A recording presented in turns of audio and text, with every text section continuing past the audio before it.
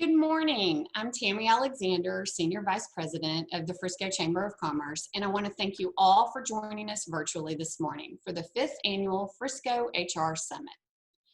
The Frisco Chamber of Commerce has a new tagline: Connect, Grow, Lead, Give Back. I hope each of you will make some connections. Hopefully you will learn something that will help you grow as well as lead better. And our guest speakers are giving back, so we thank them all. I also want to thank our sponsors that help make today happen. We proudly partner with Dallas HR on this event. The HR Southwest Conference will be held October 4th through 7th at the Fort Worth Convention Center. This is currently planned to be a live event, but they will decide closer to the date. Our visionary sponsors this morning are Collin Corporate College, Credit Union of Texas, Insperity, Pride Staff Financial.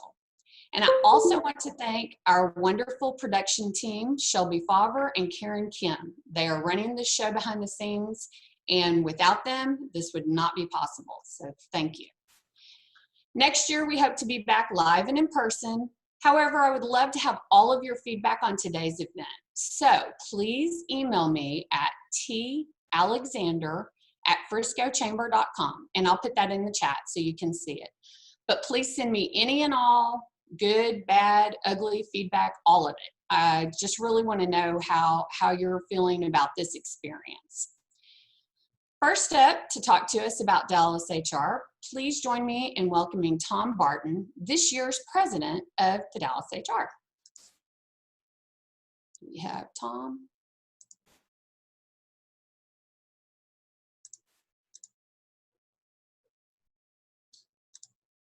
Oops.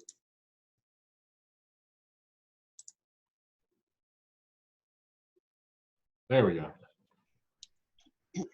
Hello, everybody. I'm Tom Barton, president of the Dallas HR, and we are thrilled to again partner with the Frisco Chamber on their annual HR Summit. This is our 5th year to work together to bring the HR industry quality accredited education. We are most certainly living in a new world, and I am proud of the work of the Frisco Chamber of Commerce in making this event available virtually. I would like to thank the many Dallas HR and Chamber volunteers and staff who have worked tirelessly to change various in-person offerings to a variety of online formats. I highly recommend you take advantage of everything both organizations have to offer. We are here to support our members. From the adjustments we have made to social distance and work from home to slowly opening up to a new normal, please know Dallas HR and the Chamber are at your side through it all. Dallas HR is committed to providing you, the HR professional, the information and resources you need at this most unusual time and beyond. I am truly looking forward to seeing many of you in person at a future event. Until then, please feel free to connect with me and others through HR Connect, LinkedIn, and other social mediums. During these times, I am often reminded of an old saying that goes something like this: we know that suffering produces perseverance, perseverance produces character, and character produces hope. It is our hope and vision that will carry us through this time. Thank you again to the Frisco Chamber for allowing us to partner together. Thank you. Thank you, Tom. We appreciate the partnership, and we are honored to partner with Dallas HR again on this event. If you are not a member of Dallas HR, you really should look at connecting with them and look into membership, because it really is an invaluable resource. And you don't have to be an HR professional to join. All right, please join me in welcoming Roger Widmer with Collin Corporate College to talk to us about what they do. Thank you, Tammy, and so nice to be here with everyone this morning, and proud to be a sponsor of the HR Summit. I am new to Texas and new to Collin College. I am the Chief Operating Officer of the Corporate College here at Collin College, and been here since January, and I've spent a lot of time before the stay-at-home order talking with businesses, business leaders, city and government leaders in the area, and found it interesting that many had never heard of the Corporate College at Collin College. I thought this was a great opportunity to introduce myself and also introduce the Corporate College. And largely our mission is that we're here to help organizations really improve their employee engagement, their employee satisfaction, and ultimately their employee retention. So we provide training services, corporate training, professional development programs. We're also looking at getting into some recruiting activity as well to assist local businesses. But the training that we provide is really in four, I would say, broad areas, and those are executive resources, business solutions, essential soft skills, and IT and computer education. Maybe some specific examples of some courses or programs within those areas. So executive resources, new board member training, executive coaching and media training. Within business solutions, leadership training, new supervisor training, project management certification, and Lean Six Sigma. Essential soft skills, we do business communications, all types and all forms and varieties. Presentation skills, and implicit bias and diversity training. IT and computer education, again, long list here, just a few examples of cybercrime and cybersecurity, programming, and the full Microsoft suite of training. So I believe Tammy and others have made available as part of your packet of materials a flyer for the Collin Corporate College. I will ask that you take a look at that. Our contact information is on there. If you'd like to learn more about what we do and how we do it, we do provide training at your site in person. We do provide online training. And we also provide what we call retreat format training. So if you prefer to come away from your business to our site, we provide that as well. And so my simple ask for you today is, as we begin to reopen and as we all come back to work, and as you're aware of training needs for businesses, maybe your business or another, please remember us and refer us. We'd love to be able to help your business and the businesses here in Collin County. Thank you.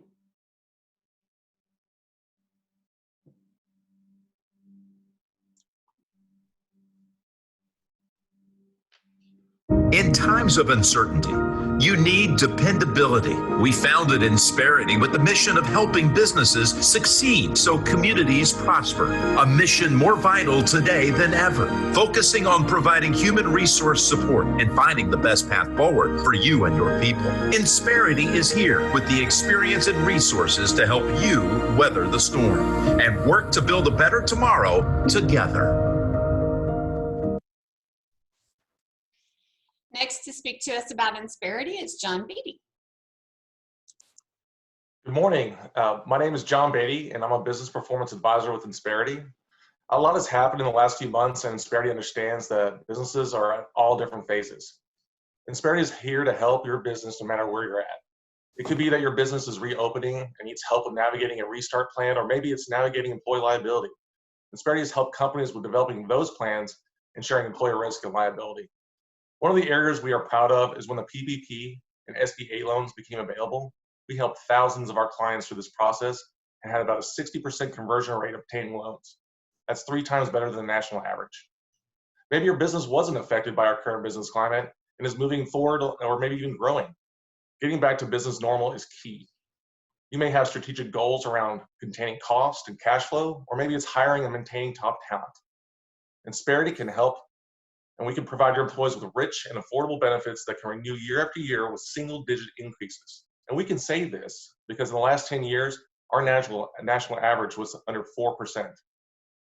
From recruitment, paperless onboarding, payroll, training and development, to even retirement services, we can take care of all of this and take also on your HR administrative burden so you can focus what's important to you, your business.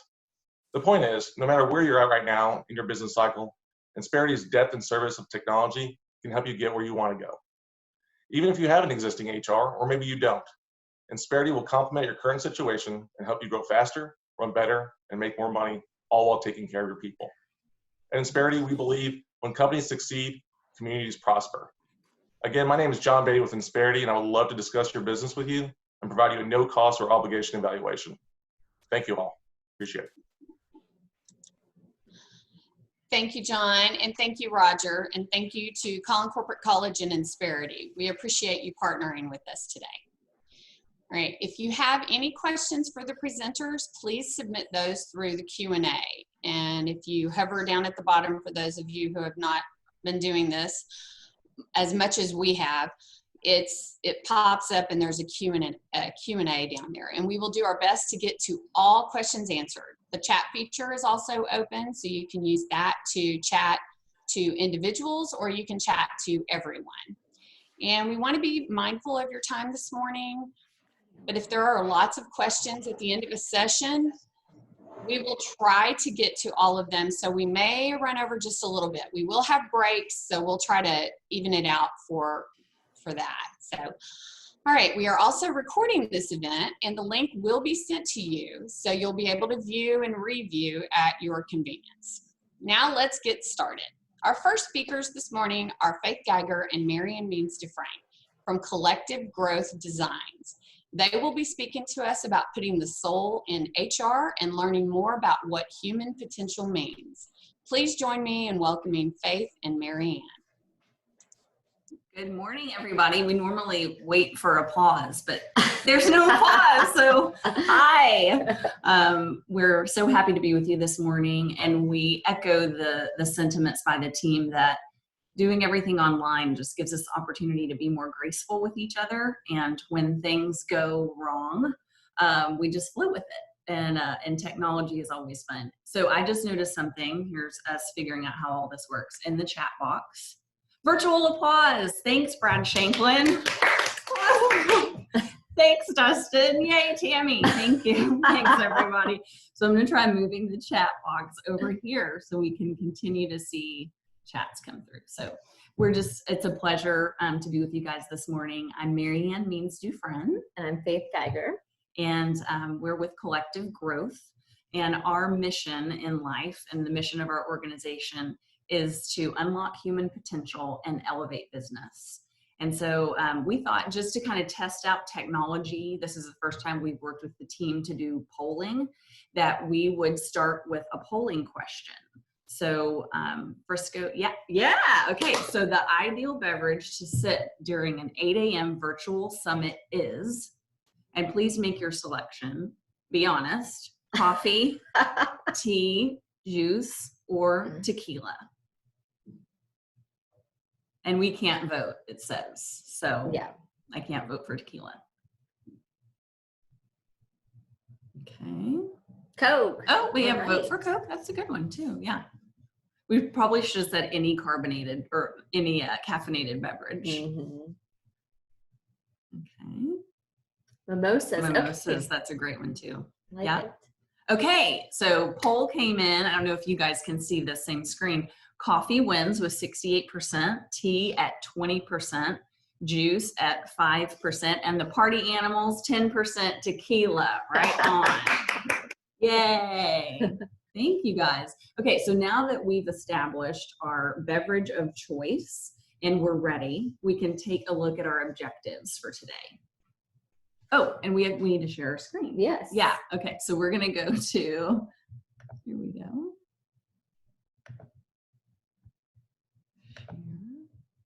Share and slideshow. Okay. There we go. So hopefully everybody can see our slideshow here. We just introduced ourselves. Okay. So our learning objectives are, and Tammy mentioned these a little bit, a deeper understanding of human potential and what that is, some ways that we can learn to unlock human potential in the workplace, and a tool that we want to review with you today and then have you be able to take away and really use to assess yourself and your current work environment.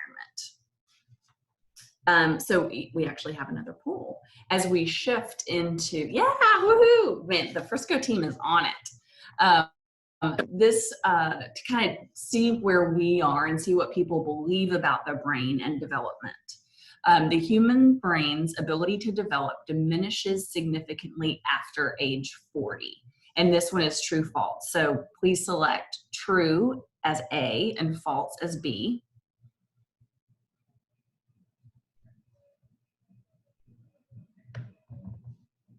And we'll see what everybody says. Thank you. Mhm. After 5 p.m. Love it. That is true. Cognitive functioning is reduced for me after 5 p.m. That is Yeah. the truth. Okay, so 25% of people say that it's true that the brain's ability to develop diminishes significantly after age 40, and 75% say that it's false, that we actually can continue developing our brains after age 40. Well, we agree with the majority. We agree that the brain does continue to develop, and Faith will tell us a little bit more about that. So the reason we made up our titles as human potentialist, and so we know potentialist is not a real word, but we've decided that it does describe who we are and what we do. And so a human potentialist is a person who believes that human potential is unlimited and that humans have the innate ability and desire to grow throughout the course of their lives. The point of the framing of a human potentialist is to advocate and talk about the unlimited capacity and capability that we have throughout the course of our life to grow and develop. So part of our belief is not only biological, but it's philosophical and psychological as well, which is what we will get into. But we do believe, based on research and science, that we have the ability to grow throughout the course of our lifespan. Yes. And as human potentialists, we believe several really critical things to who we are as individuals, our feelings and our beliefs around the workplace, and then our beliefs around business as well. And so our assumptions as human potentialists are that we as humans have a natural urge toward progress. So we believe that people have that desire and they have the ability to progress over the course of their lives. You want to talk about neuroplasticity and neurogenesis? Sure. So she's the expert. Not the expert, but very interested and curious. And we use a lot of research from incredible neuroscientists and others to inform why we believe what we do and why we have the assumptions that we do as a human potentialist. So I'm sure many of you know about neuroplasticity, but it does refer to the lifelong capacity the brain has to change and evolve over time, to create new neural pathways, to create new connections based on our environment, what we're learning, and how we engage in our lives. So there's more to be said in the presentation, but the foundation of what we believe as from the perspective of the brain's ability to grow is founded in research and delivered throughout the course of the presentation and in the work that we do day in and day out. Yes. And in addition to what we believe about humans and the brain, we also believe that the workplace is actually the ideal platform for human development, that out of all of the contexts, which we'll go into later, in which we can grow as humans, our communities, and within our families, that the workplace provides really the best space for us to grow and develop and to practice.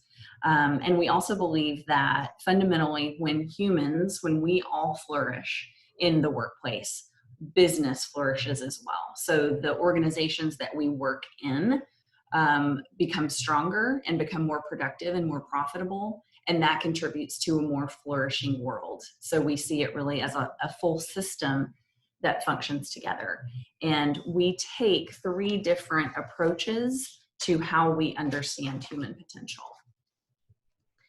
So biological, psychological, and philosophical, those are the 3 lenses that we use to understand human potential.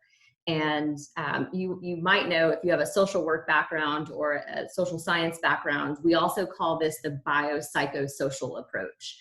And so through research that I'm currently doing that will move into my master's thesis is really around what is human potential? What does it mean when someone has potential? We talk a lot about it in the workplace. We have high potential programs. We identify someone who has great potential. And so these are 3 lenses that we can truly go deeper and deeper to understanding what human potential means, and then how we can unlock it. So when we talk about biological, there's one theory that I'm actually referencing, and it's called the organismic theory by Kurt Goldstein. So he wrote a book, several, but this one in particular, the organism, the theory, how he came to realizing the biological approach of human potential is when he was a neuropsychiatrist in World War I. So he was helping wounded soldiers that had brain lesions. And he realized, wow, we are one living organism, and we have this innate desire to grow and heal. So think about when you cut yourself or when you get hurt, our bodies start to function without us having to naturally, consciously think about how do I, yes, the organism. Oh, thank you, Tammy.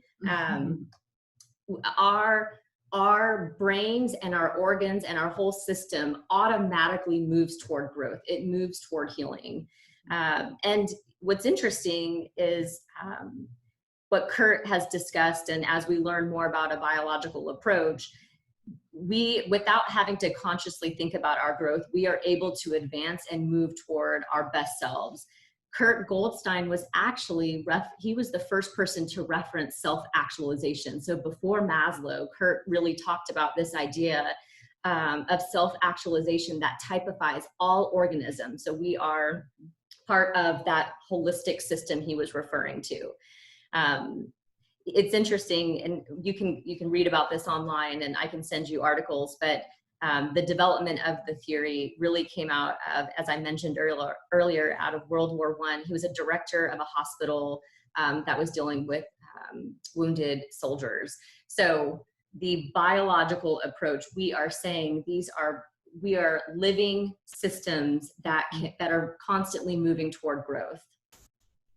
Our psychological approach, very important. We can call it mindset, we can call it our mental health.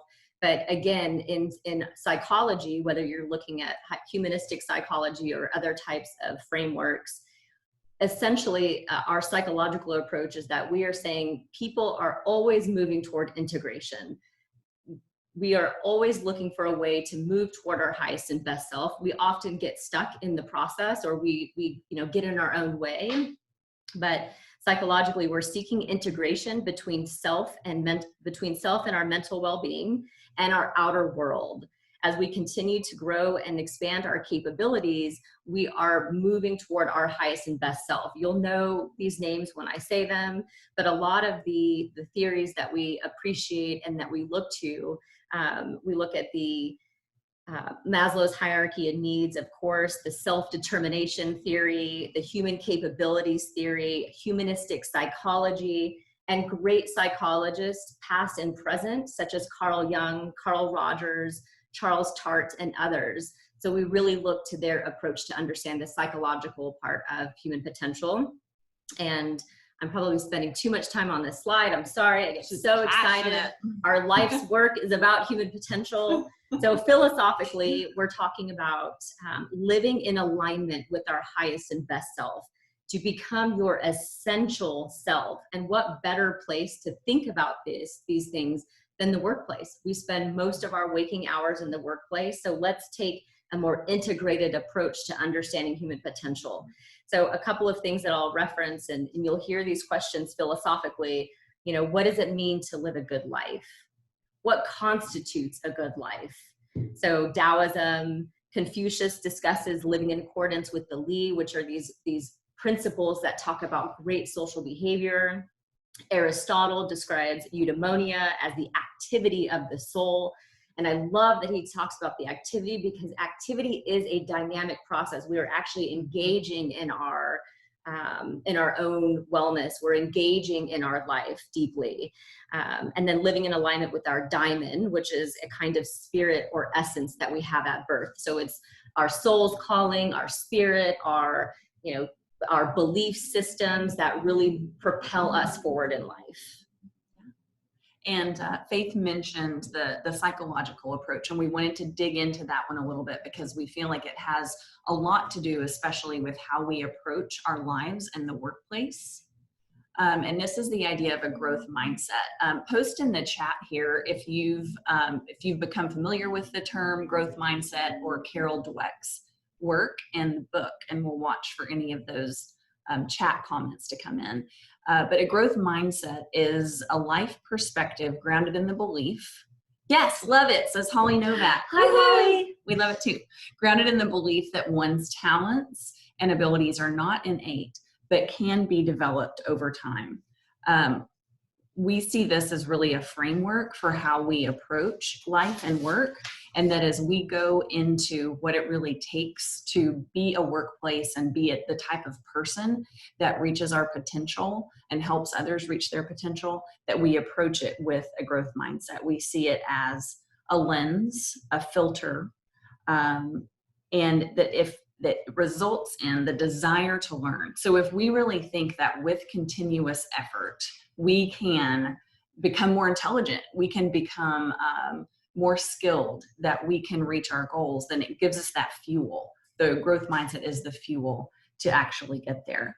So if we believe, and I'm going to go back to our we have another? Yeah, well, we're seeing lots of firms, P147918. I don't know your name, but your focus on a growth mindset. Karen, you've incorporated this into your talent philosophy, which is incredible. Awesome. And at IBM, they use the term a lot. Yes, absolutely. That's great. Thanks, Tori and Karen and everybody. Thanks for engaging. That's awesome.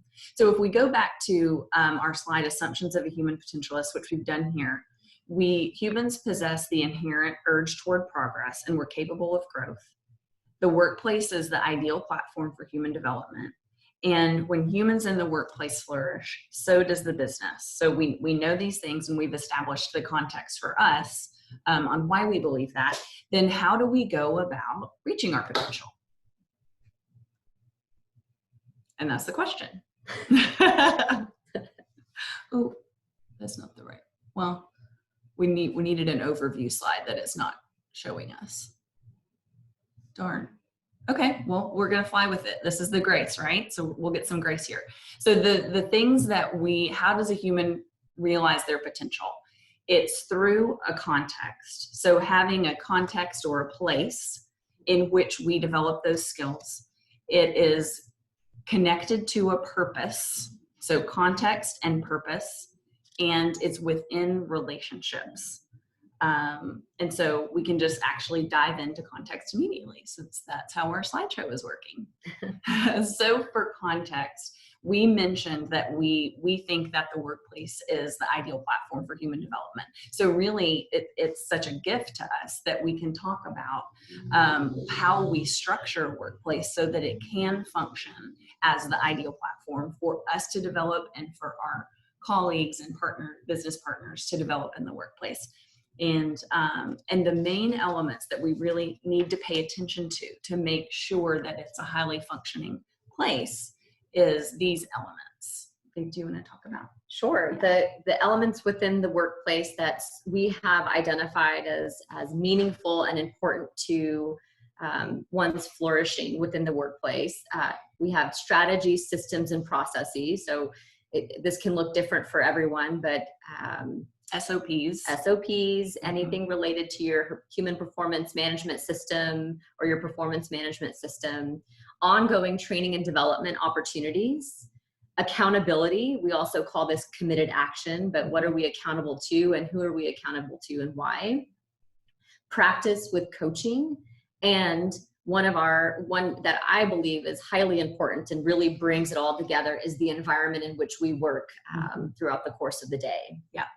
And specifically around accountability, roles and responsibilities that allow for flow, that we can engage in complex tasks that don't overwhelm us. And that along with the accountability, when we practice in safety, so there's an element of psychological safety here.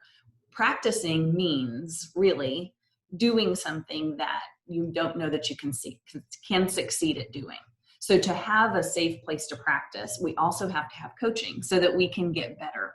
So that's why we emphasize practice with coaching here. And the overarching theme is that, like in a growth mindset, I'm going to try some things I don't know that I can do well yet. And I'm going to need affirmation. I'm going to need support that even if I fail, that this is a safe place to keep trying some new things and growing, because that is how we can innovate. You can think about practice much like an elite athlete or an athlete in general. They're getting real-time game filming feedback in the moment. And it's these constant tiny recalibrations that help someone move toward mastery. So the environment, of course, first, trust and safety is important when you're coaching, but letting the team know that the framework is really thinking about it from an athlete's perspective, that every moment is an opportunity to coach, to be coached and developed. Yes. And Faith mentioned, of course, environment and how desks are organized, what the flow of the office is like, how the colors speak to people, if the space in the organization is set up so that people can easily see each other and get up and walk to somebody's desk or get outside, see outside. So there are, for those that are interested in that and how that may impact people's productivity or connection, there are tons of resources and lots of research around that specific example. So we've discussed a little bit about the context of the place. And so now we'll take purpose and its importance to our ability to flourish. So purpose might be one of the bigger, deeper conversations, because the purpose is both individual and it's collective. And since we're talking about purpose within the context of the workplace, we want to discuss the idea around people being anchored to the core, mission or purpose of your organization, and then also allowing them to really bring forward their individual purpose as well. So you can also think of purpose as motivation. What is our motivation? What is our why for doing what we do? When, maybe it's to make money, and how do you make money? Maybe it's because we want to be a great parent or a great sister or a great community leader. We want to volunteer on the side. So we always have these underlying motivations, and really uncovering those can be very meaningful for an organization's, the organization as a whole, but individuals as well. Purpose is our why in our life, and what better place, of course, than the workplace, which is this is why we do what we do. But what better place to explore these types of questions than, with your colleagues or during a learning opportunity or a workshop that you have within your organization. These types of questions they tend to feel really big at first, but essentially when you start having these conversations, we can break them down and promote human flourishing, and it positively impacts the business as well. If you think back, if you know much about eudaimonia, and hopefully I think I'm pronouncing it correctly. So that whole concept embodies the Greek imperatives such as know thyself and become who you are.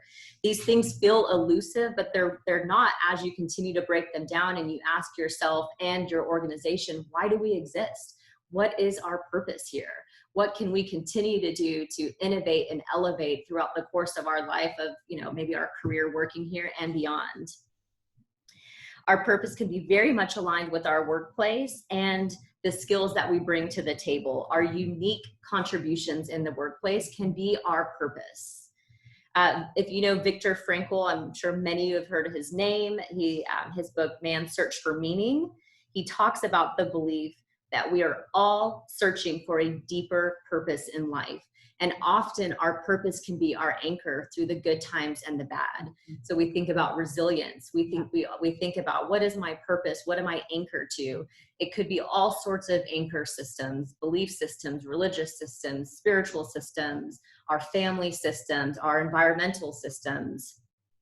But we think that Viktor Frankl obviously was an incredible human being and just someone that has made a profound impact on psychology and philosophy and biology.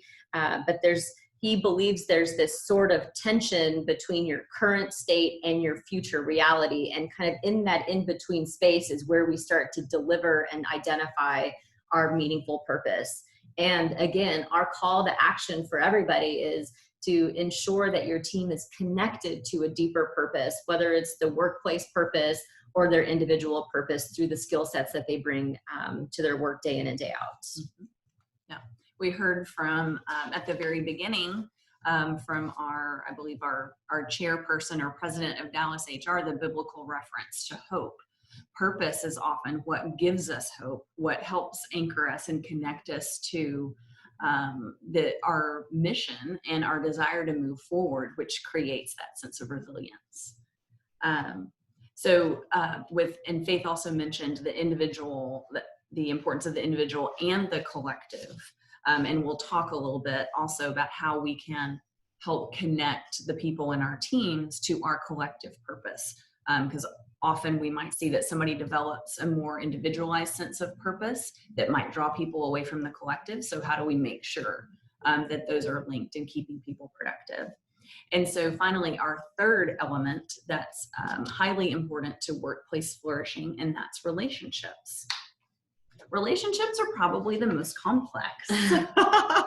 They're the thing that takes the most work. We talk a lot in our advising of organizations about our practices, and developing conscious and healthy relationships in the workplace and throughout our lives is something that takes discipline and practice. Mm-hmm. And just as Faith mentioned, that sense of becoming more who we are and evolving into the person that we were created to be, this also involves that sense of continued steps and continued progress that involves grace with each other, the same way we're giving grace over technology this morning. So beginning with the idea of mutual respect, that it's every level of person, and respect often seeps over in a wonderful way into the idea of inclusion, that if we respect the things that we love about somebody and the things that we struggle with, because we know that that produces growth in us as well. Rigorous honesty. Rigorous honesty is important from the perspective of authenticity and how we grow and how we coach. We talked a little bit about that idea of practice with coaching. Something we experience with clients day in, day out is that somebody is struggling with somebody's performance in a particular area, or maybe the way that they speak to others. I mean, it's really across the spectrum, and that person doesn't know yet. So you and I as a coach or advisor don't need to talk about this. You and the person that you're having this issue need to talk about. And it also, as we see down the line, the rigorous honesty must include compassion. So it's here's where we are now. And of course, we know this is all within a growth mindset. Here's where we are. This is just the truth. And here's where we're headed, and we're on this journey together. The idea of individualization, and Faith, I'll let you talk about that. Yeah, I have a social work background, and moving into my MSW and MBA next semester, and the idea behind really taking a step back and understanding that each individual comes to us with their unique ability to contribute and their own unique set of issues and sorts. And we're not taught in school how to be with each other in a really compassionate way. We're often, waiting until we're in the workplace, and then we have these, interesting dynamics that come up. We're trying at the surface level to solve for issues when really we need to dig a little bit deeper. But at the end of the day, individualization from a social work perspective is, what is this person's individual unique identity, and how can I meet them where they are? A successful relationship means both people are meeting each other in the middle versus, a leader saying, a leader expecting somebody to make this leap automatically, coming from their own frame of reference. So if we continue to dive deeper into understanding how to really see people, really hear them. And when I say hear, I don't mean just the words that are coming out of their mouth. I mean their body language, what shows up for them in their life, understanding what's important to them to the extent possible within your organization. And really being treated with dignity and respect, that every person is seen as their own unique self, and they've been hired to do a specific job within a scope of work in their job description, but that we identify and understand their individual abilities and capabilities. Yeah. And in inclusion, everybody on this call has read the research and understands the importance, and probably has a department or a person dedicated in their organization to diversity and inclusion. So preaching to the choir on this, that we know the impact diverse perspectives bring to our organization, how it makes our work product stronger, our decisions better, et cetera, et cetera. We mentioned compassion, of course, that it's not trying to rescue someone or save someone from a situation. It is having empathetic understanding and realizing that somebody may not be right where they want to be today, but they can get there with support. Mm-hmm. And finally, and maybe one of the most important ones, a commitment to solving. So rather than approaching a situation with ego, all of us throughout the day will find ourselves triggered about something, wanting to respond to with ego, wanting to be right. Had this experience last week doing a core values journey with one of our clients, that I had selected some language that I thought really was the essence of what they were trying to drive home, and found myself more committed to that language than I was to their process. And I had to notice that in my body and step back.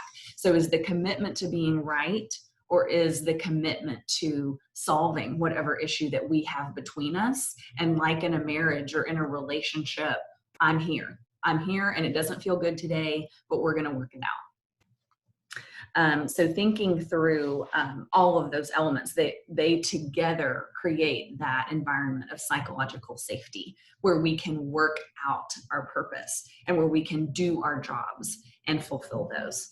So now that we've covered the three main elements of a context in which to develop, a purpose to develop for, and relationships to develop within, let's level set on some expectations about how we think about ensuring our environment provides these things. And so this is our next polling question. Thank you, team. Okay, so what does research show is the biggest predictor of long-term success? Is it level of education, religious beliefs, continuous effort, or high intelligence? Or in high intelligence, which is probably my spelling error. So thank you for the grace on that.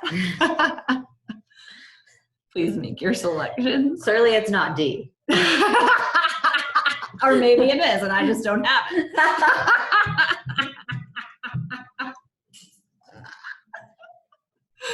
We just got a time check from someone. Oh, yeah. The irony, it's true. Yes. I love it. Make those selections and we'll see what everybody says. Oh, did it go away? It did. Is it going to come back up, Tammy? Oh, there we go. Oh. Okay. Yeah. Okay, so everybody's right. And thank you for whoever voted for high intelligence. That makes me feel better. So yes. So the truth is that research shows continuous effort is the key to long-term success. And just like reaching our potential requires continuous effort, providing the right environment for people in which to grow and reach their potential also takes continuous effort. So let's talk about how we get that started. There we go. Okay, so start with the question. Is your organization ready and able to unlock human potential? How would we know? Well, we have a couple of ideas that we can share with you. Mm-hmm. Okay, so I'm going to go into, we talked about, as we were getting started, the assessments, the tool that we wanted everybody to be able to walk away with. So I'm going to first share, I guess I have to stop sharing this screen. This will be fun. Okay, let's do an experiment here and see if I can stop. Do I want to stop or switch? I think you can just switch. Look at her.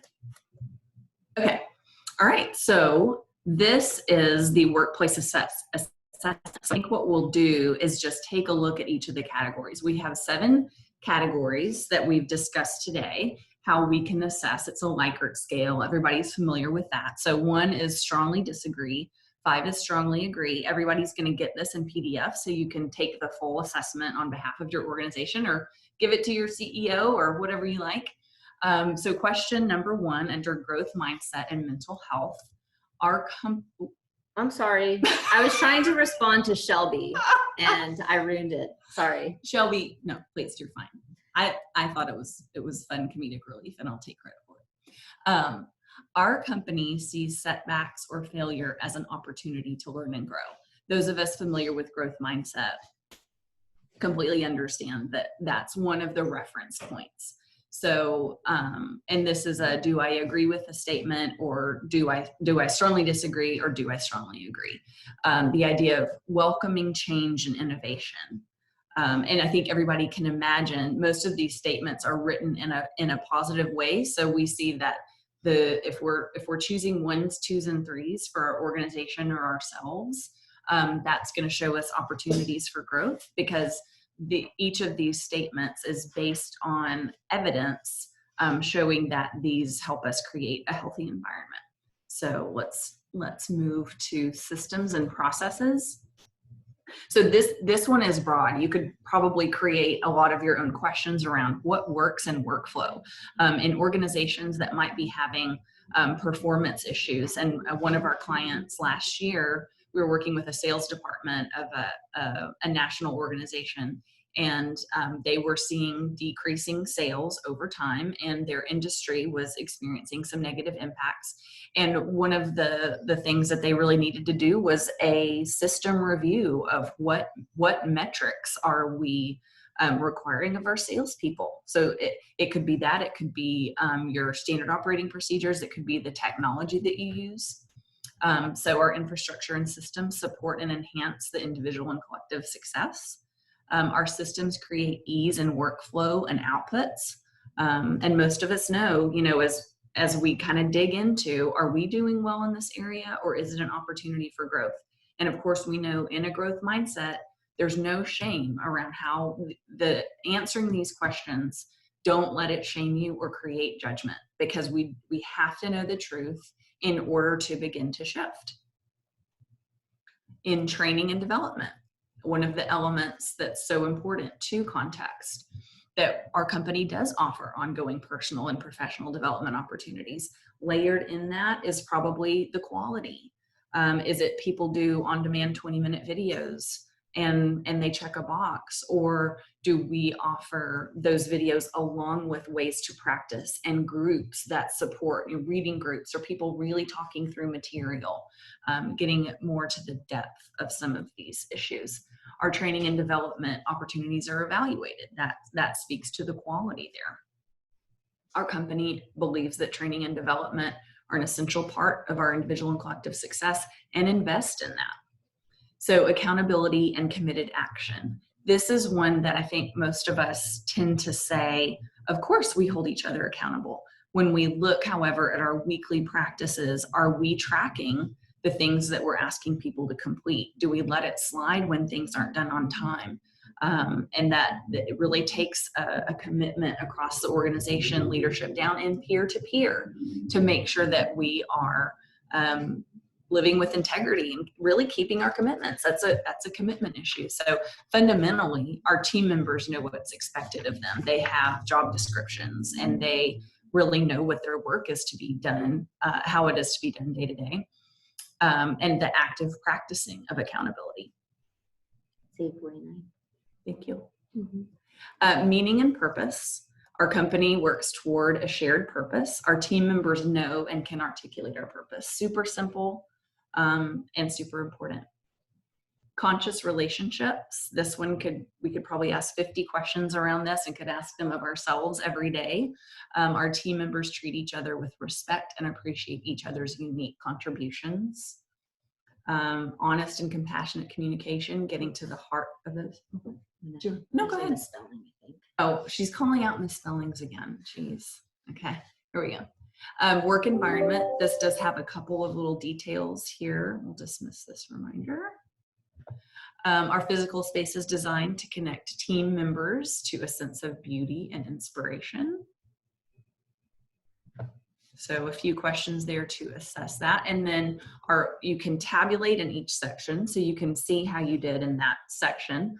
And then there's a final assessment score, and there's a very basic key there for how to consider your score.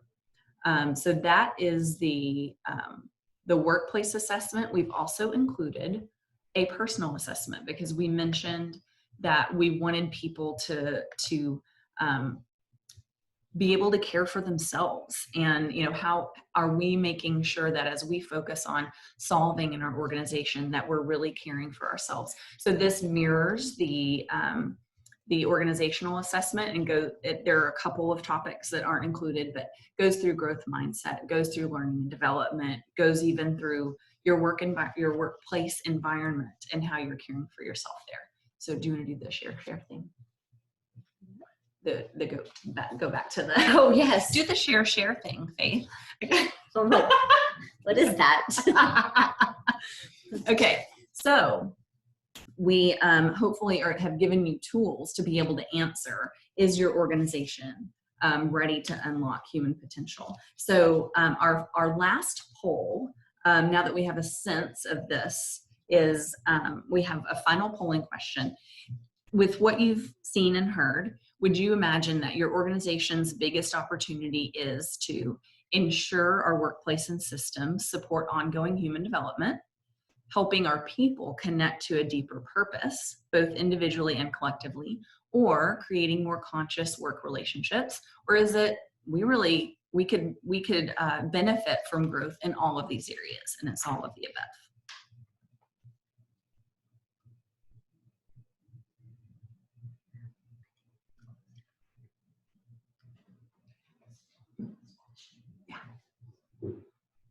We'll see what everybody thinks.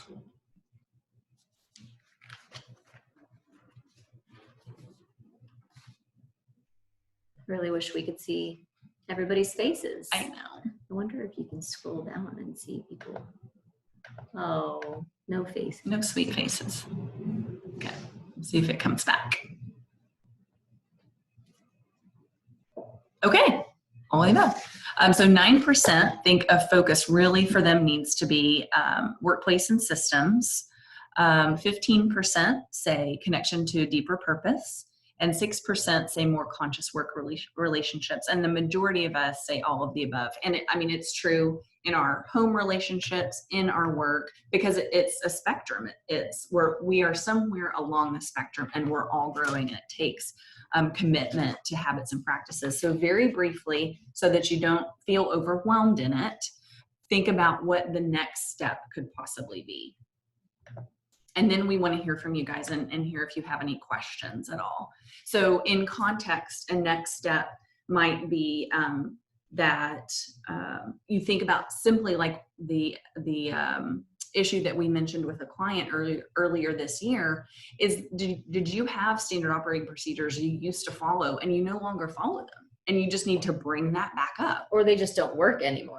They don't, and they need a refresh. Or you've stopped using an agenda at your meetings and you want to get back to doing that, the basic business processes that really help move a business forward.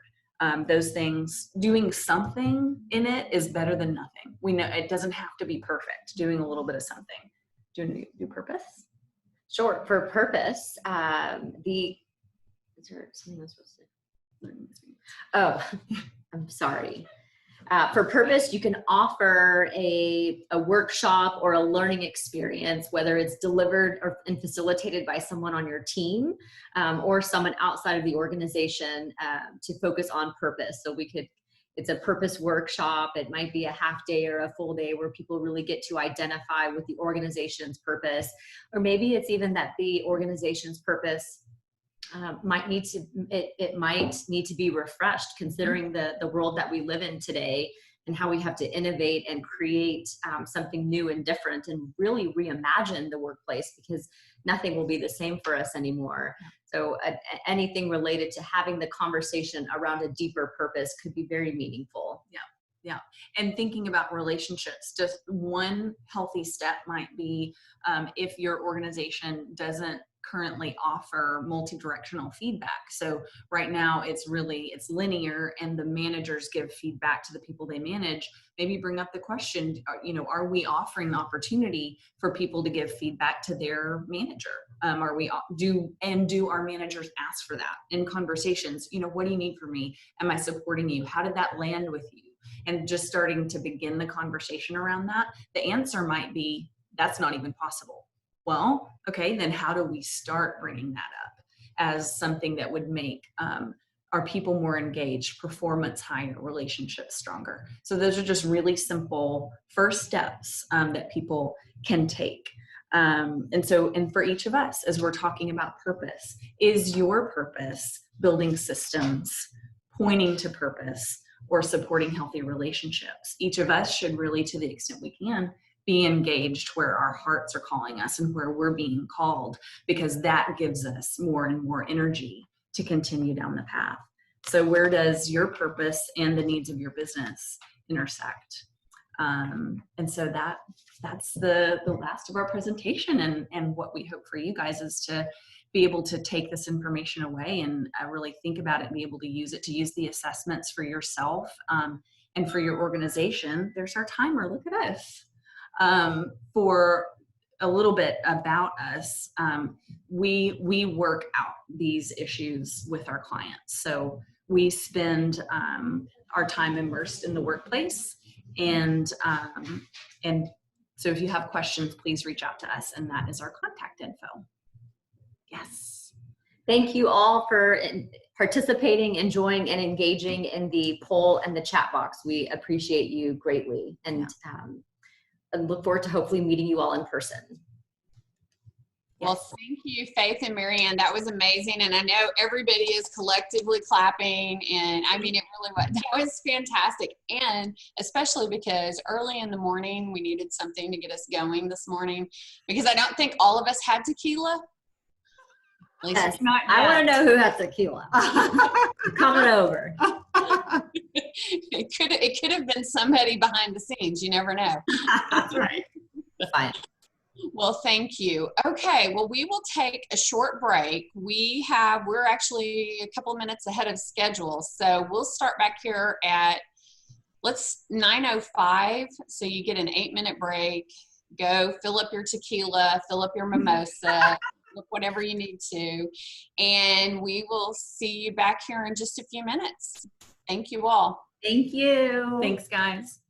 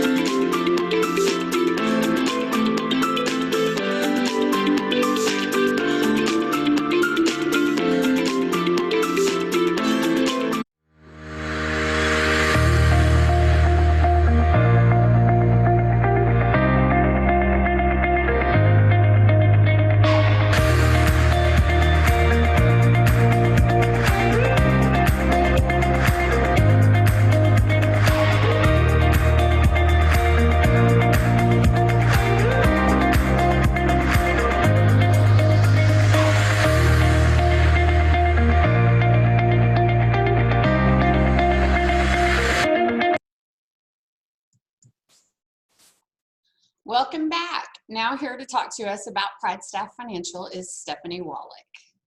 Thanks, Tammy. Hi, everyone. Again, I'm Stephanie, and I'm with Pride Staff here in Frisco. Thanks so much for having me. Right now, our team is focused on helping clients work on what their reopening looks like. And we have prepared an extensive white paper to help our clients navigate successfully through this challenging time. In this white paper, some of the topics include building your response team and your reopening plan, addressing operational, safety, legal, and mental well-being issues, leading your team confidently, leveraging your staffing partners' resources and expertise, and emerging from this crisis stronger than ever. So many businesses right now are faced with the challenge of just reinventing their workplace and how to reopen sensibly while helping their team adjust to a new normal. And through all this comes the added challenge of hiring. Although it may not feel like it, the talent shortage is still here, specifically in areas like clerical, accounting and finance, HR, and leadership roles. So also recognizing there will be a hiring surge coming and keeping that in mind while working through your reorganization plan. The Chamber included the white paper link in the reminder email yesterday, but feel free to contact me directly and I'd be happy to provide it to you. Thank you again to the Chamber for working so hard to keep this event going and putting it all together virtually. I feel like staying connected and partnering together is more important now than ever. So thank you so much. Appreciate your time. Thank you, Stephanie, and thank you, Pride Staff Financial. Okay, so just a reminder, we would love feedback, so please send that to me at talexander@friscochamber.com. And now on to our next presenter, which all of you should have already received in your mailbox, the link to his presentation. Dr. Jonathan Peters is the Chief Motivation Officer at Sententia Gamification. That is a mouthful, so I apologize that Dr. Peters, if I did not say that properly. Dr. Peters has traveled the world helping implement gamification in onboarding and training programs. So we are very fortunate to have him with us this morning. So please join me in welcoming Dr. Jonathan Peters. Oh, hey, it's great to be here. And thanks for all the audience hanging out and looking at us virtually. I had the great privilege of sheltering in South Padre Island. So been down here for about 2.5 months, but have to return back on the 1st and all those wonderful things. All right, so let's get started. Next slide, please. So we're talking about gamification here. And so in the chat bar, put in what your favorite games as a child. So thinking back to childhood, what were some of your favorite games? So put them in the chat bar there so we can get a good feel for it. So we got Pac-Man, good. So we start to learn someone's age by some of these. Candyland, Pac-Man, Monopoly, Life, Clue, Uno. Yeah, so keep these coming in. And Super Mario, there we go. Oh, Mousetrap, remember that one? Yeah. And Clue, about the story. Centipede, is that before your name goes away? Denny, you and me are the same. And the good old Frogger. You guys are all my age. All right. Okay, so here's the thing, folks. Keep those coming in because what I'm going to do here is I have certain goals for you.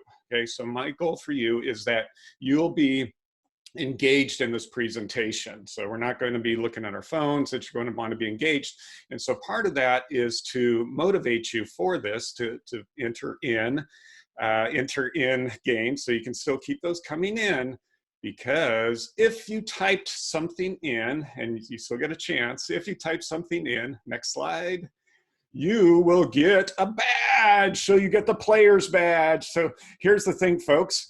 I'm going to give you some rewards here. So player's badge, just for playing along. Okay, now for a lot of folks, collecting badges is fun. There we go, Nintendo finally. All right. For a lot of folks, collecting badges is fun, but maybe not for everyone. So I'm going to add another mechanic in here. We're going to add a win state. Okay, so if you collect, let's say 2 out of the 3 badges. Okay, so you can collect this one. If you collect these badges and you send them to me, you will be in line for a $290 called a scholarship. Okay, so we'll learn more about that a little later. But and some of you need a lose state, all right, to get you motivated. So we'll add in another game mechanic. You will lose the opportunity for that scholarship if you do not collect badges. So here's the thing, take a screenshot of this. My email's on there. So take a screenshot, keep track, put a little tick mark somewhere, and that will get you in the running for that. All right, so Donkey Kong. All right, so next slide, let's dive into this. So what is gamification? So this is a definition that we use here at Sententia. Gamification is motivation design. Now, the reason I put the ellipses right there is to stop for a moment. If you think that the higher ups, the people in charge, are going to say, no, no, no, we're serious people doing serious work around here, we don't pay them to have fun. If you don't use the word gamification, instead use the word motivation design, perhaps you'll be able to slide it through. Anyway, design, it is the use of game mechanics and dynamics in a non-game context. And so that's what's important when we look at it. What gamification is we're taking what motivates us in games and moves it into a non-game context, like training, like and onboarding. All right, next slide. So what I'm going to talk about here is the levels of gamification. So to just open it up, and I'll give you some examples. So let's go ahead and go through those. So the first one is cosmetic, then we'll go on to accessory, then we'll go on to integrated, and then finally the raison d'être, to say that in English, the reason for being. So the whole reason we have it is inside, the whole reason for it, so it starts to feel like a game at that point. All right, next slide. Okay, so we did, hey, I forgot to ask, were we able to get this poll up ahead of time? Did people see it? Okay, so let's put it up now. What is your level of knowledge and experience with gamification? So on a 1 to 5 Richter scale, so 5, or you consider yourself a guru, 4, perhaps you've gamified a program, done a little bit more than just a Jeopardy game or something. Number 3 would be a theoretical knowledge. You've done some reading on it, attended a few webinars. 2, you learned about it. 1, you heard the term, you said, what the heck is this? I'll log on to figure it out. So if you'll put in one of those, so I get a good feel for your level of comfort, your knowledge and experience with gamification.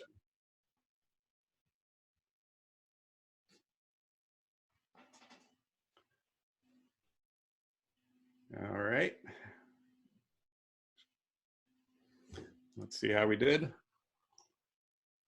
All right, so we have like 3%, but most of us have not have heard the term, and you're just coming in.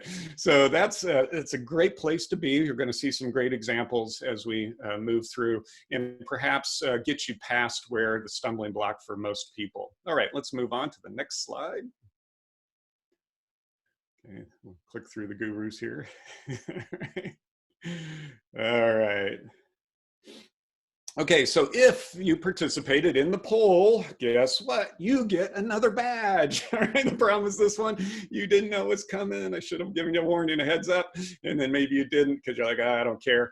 But so you're getting kind of scary there. You're about to lose out. All right, so if you did, you take a screenshot of the badge, make a mark, check on it, and then like I said, you'll email me your badges, let me know how many badges you got at my email address there, bighead@sententiagames.com. All right, next slide. Gamification of chores for children. Yeah, Mary Poppins. And that's an interesting observation, because that's how children learn, is through play. All right, so a little bit about me. I'm an old academic, and you probably don't know this yet, although by looking at what games many of you are playing, you probably do. But the older you get, the younger college students get.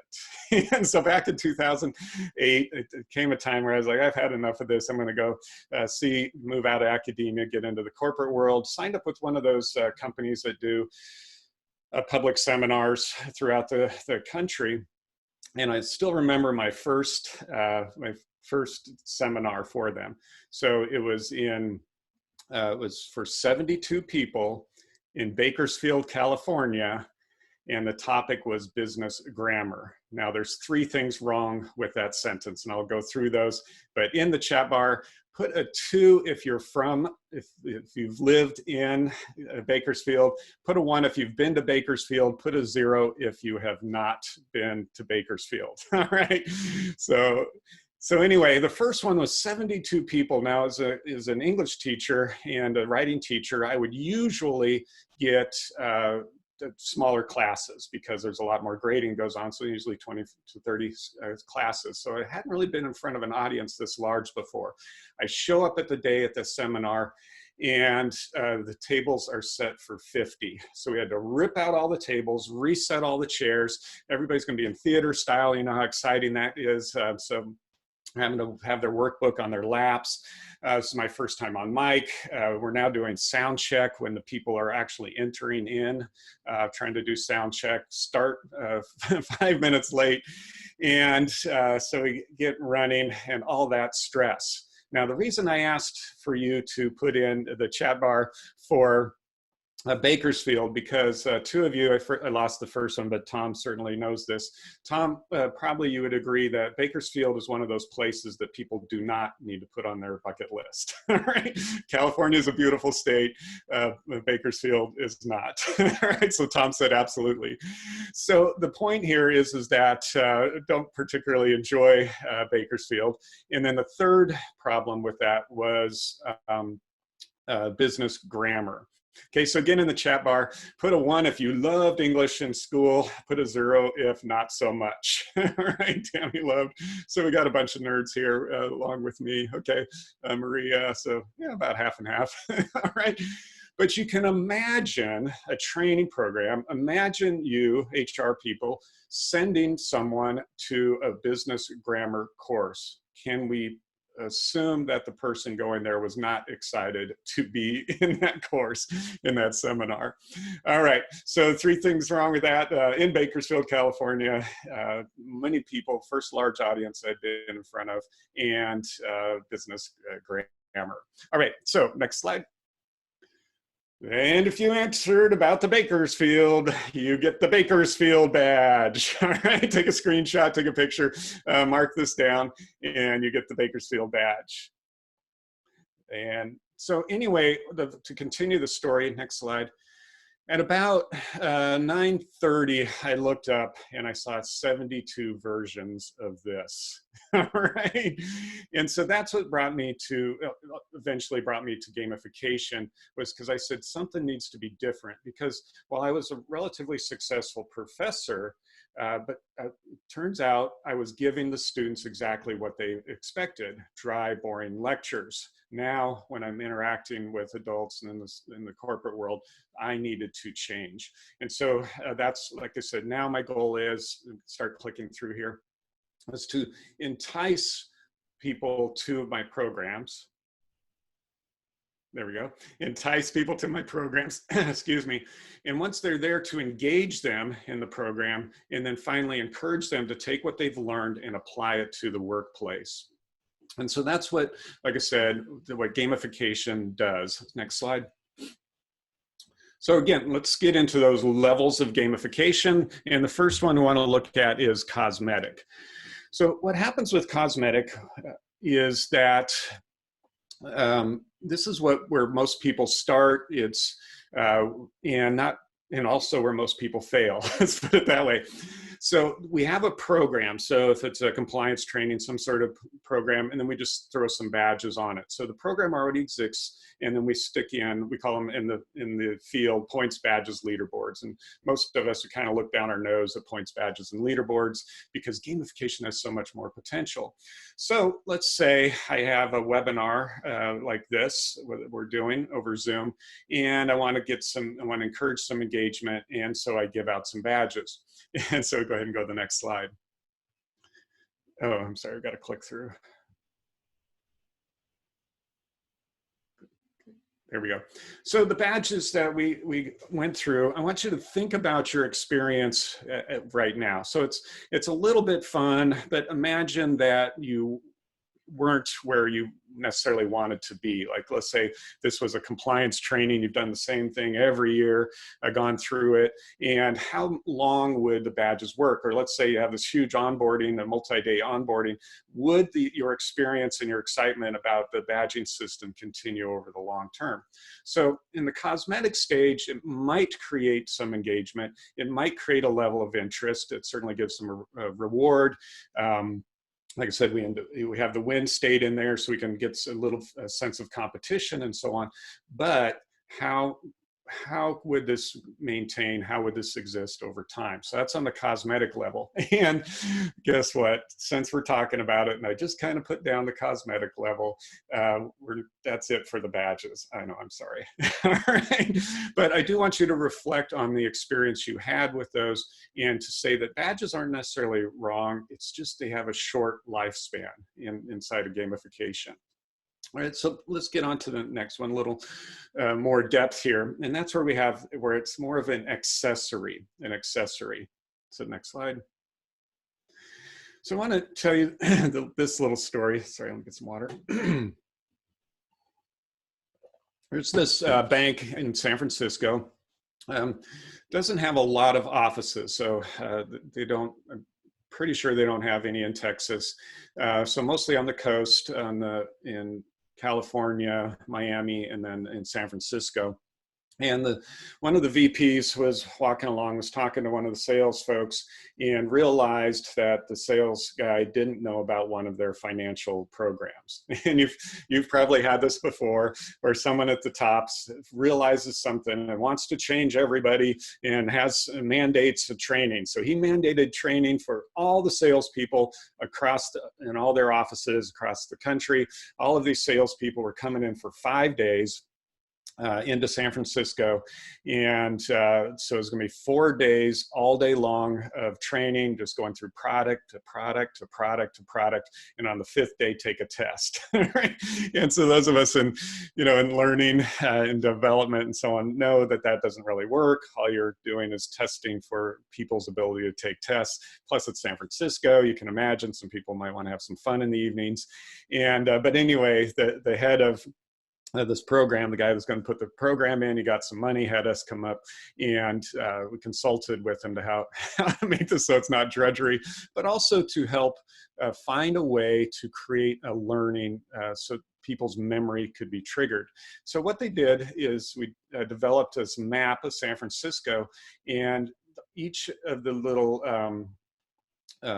what do you call them, tourist spots, I guess, that would be a product. And so he systematically went through the map and then would talk about, so when we got to Golden Gate Park, for instance, this would be one product, Golden Gate Bridge would be another one, and just went around through this, and ultimately the training didn't really change that much, but this was a mechanism that helped them learn and helped them go through the process.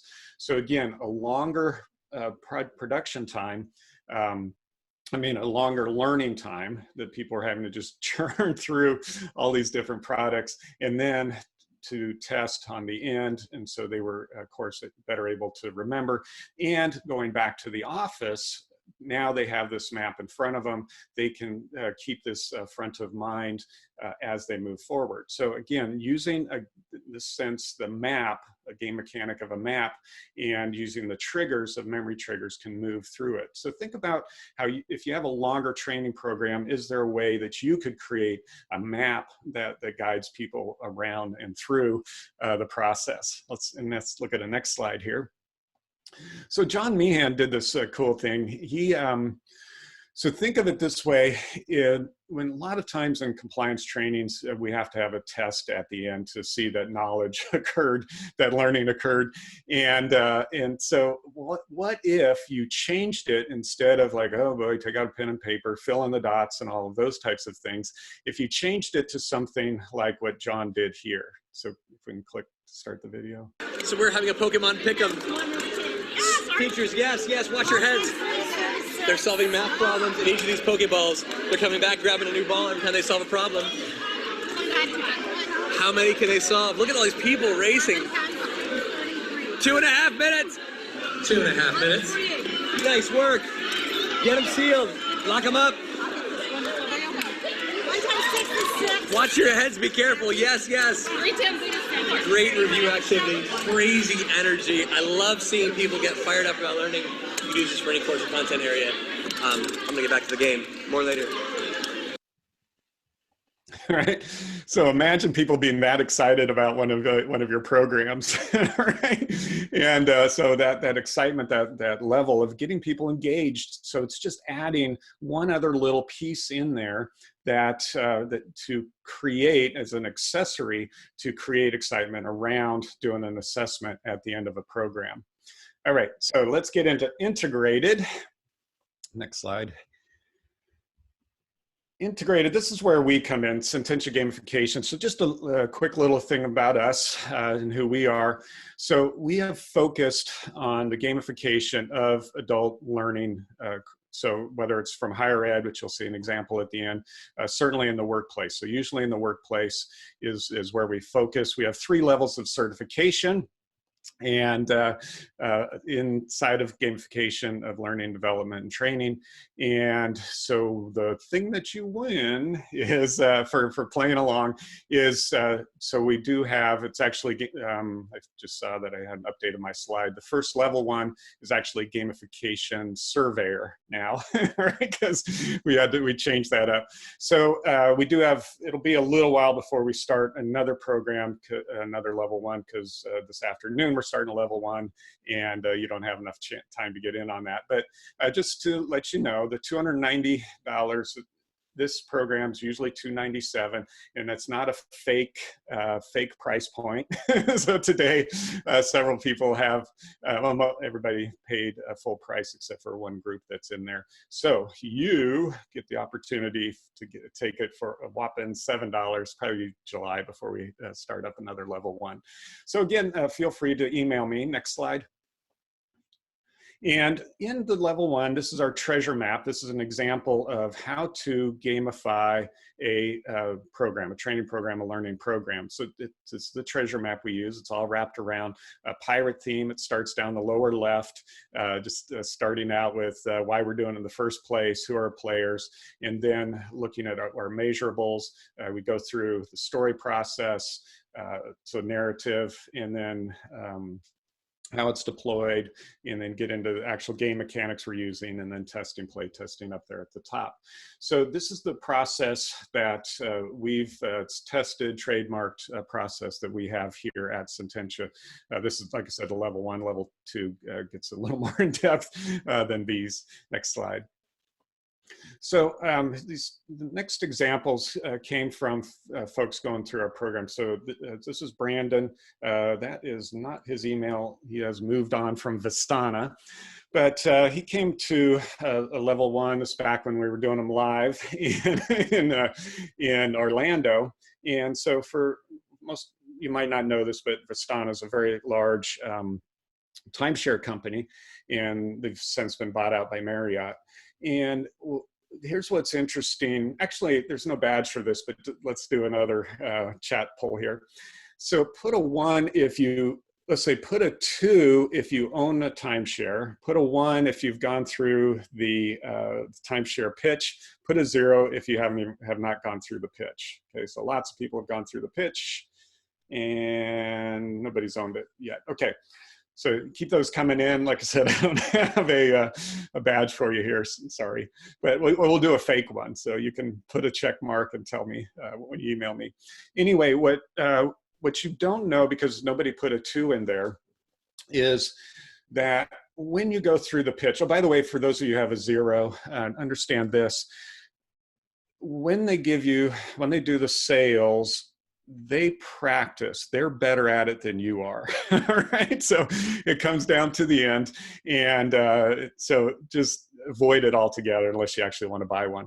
But anyway, what happens is they get it to the point where it sounds pretty reasonable. You could probably buy your week. You probably have room on your credit card, and so you say, oh yeah, finally, you just want to get out of there, so you end up laying down your credit card. Well, in the fine print, what you don't realize is that in January, you're going to get hit with usually a fee that's higher than what you paid for the place. So it's some sort of maintenance fee. And of course, everybody gets mad, everybody gets upset. So at Vistana, everybody with a desk. Okay, so that's all the HR people. that's everybody. Suddenly now has to field angry calls, customer calls. So everything stops and we deal with all these people calling in. So everybody now, again, everybody with a desk, so not, janitors and so on, has to go through SEC compliance training every November. So everybody, so you don't want to do it. You did it last year, you're going to do it next year. And so there's this huge resistance, and yet the SEC requires 100% compliance with this training. So what Brandon did is he said, he did this called Terry the Turkey. So Terry is missing his feathers, and your job is to help Terry find all the feathers in Thanksgiving woods. So again, it's Thanksgiving time is when everybody has to take this. Okay, next slide. So here's how it works. So you have 25 feathers laid out throughout the woods. And then what you do if you're taking this course is you go over, pick up the feather. And if you could either, there might be a little bit of learning there, but you could test out if you wanted to, or you could go through the learning and so on. Now the important thing there is you need a passing score, 22 over 25. If you pass, you get a happy turkey. If you fail, your turkey explodes. Right? So when you launched this program, not only did they have 100% compliance on time right away, so everybody took it painlessly. Everybody went through the program. So everybody took it, and most people took it twice, right? Once, of course, to pass, but first they wanted to watch Terry explode. So imagine that much energy, where last year they didn't have enough time. They were resistant to it, so everybody's too busy. Suddenly everybody's able to not only take it once, most of them have the time to take it twice. So think about the power and the impact of this. Next slide. So this one was an interesting onboarding project. Tracy O'Connor is now one of our instructional designers on our team with a major project for a different company. But this major company has customer service agents throughout the world. So they're interestingly in Jamaica, of course, India, here in the US, and Ireland, I believe, are their main call centers. And their onboarding process was 80 hours of onboarding. So 2 weeks sitting in front of a computer, clicking through slides. They didn't have access to the computer system, that the software program that they'd be using until after those 2 weeks. And so there's just tremendous problem with retention, because people just couldn't make it through that. They'd be like, and this is a well-known company, and they couldn't make it through it, because the people are like, I'd rather work at Taco Bell than grind through this onboarding process. So what Tracy did is she developed a very simple narrative. So it's bring Jeff home. Next slide. Jeff travels to Mars to see if he can open a warehouse and shipping facility there. One day, Jeff returns from gathering specimens and finds his spaceship is in shambles. Jeff will need to put his spaceship together so he can leave for home before he runs out of supplies. And so Jeff does some quick calculation, and he can really use your help. Now, we'll stay on this slide. So how this worked is that the green represents how many days of food and water he has, and the red is the additional days he would need to complete it. And so inside the training, your goal was to reduce those reds. So there were questions about escalation. So if you answered, so it wasn't a right or wrong, so there might be using it. So if there's not a right or wrong, but there's a better and a best. And so that would put down the days. There's some chance. She worked it out so that if somebody was getting the bare minimum all the way through, that the aliens would throw a dinner party, and so he could eat Martian food for 2 days and all sorts of things. So if you go to the next slide. And so these were all some of the elements that were in there. So if you could solve scenarios, you could earn tools, and eventually your goal is to get down to where the green is. And then you got a badge. Very interestingly, this community, how would you say, the company has a culture that loves little badges. And so with these, they would actually get bigger ones that they could put on their workplace that say, I got Jeff home in X number of days, okay? So, by the way, I see a note here about putting in your questions as we go through. I should have said that earlier so that we can see questions popping up as I progress through here. Okay, so the point here is what we've been looking at in thinking about through this process is taking an onboarding, putting a simple little narrative about getting Jeff home, and then wrapping everything inside of there so the training is still going on. We still need to learn the process, learn the software, but instead of just going through and clicking through slides and then taking a test, now it's wrapped up inside of this narrative about getting Jeff home. And then, like I said, we get to the end state where we're like, woohoo, we got him home. Here's a badge, here's a plaque that says I got Jeff home. I can put it up there. I can show everybody how great I am for doing a basic onboarding training. So again, just a couple examples to get your brain thinking about the process. Let's go to the next slide. Okay, so raison d'être it goes a step further, and we actually get immersive inside of a game state, where we call it the magic circle. In games, especially like current modern video games, we enter into a circle where the rules make sense. So for instance, we take the game of golf, not a video game, just a regular game of golf. And the idea, the goal is to get the ball in the hole as easily and quickly as possible. Now, the easiest way to do that is to get in your golf cart and drive down there and drop it in, right? But yet we set up all these rules about you have to stay in play. If you lose the balls, this happens, that happens. And there's all these complicated rules with turns and distances and everything. And somehow we accept it. We just say, when we play golf, these are the rules that we play by. So it's important to understand that there's that magic circle, but so at the raison d'être stage is what we're actually doing is becoming immersive inside of it. So next slide. I want to give you an example, and this isn't necessarily from the HR world, this is from higher education, but it was such a great project. It's award-winning, Training Magazine, Best Overall Gamified Learning Award.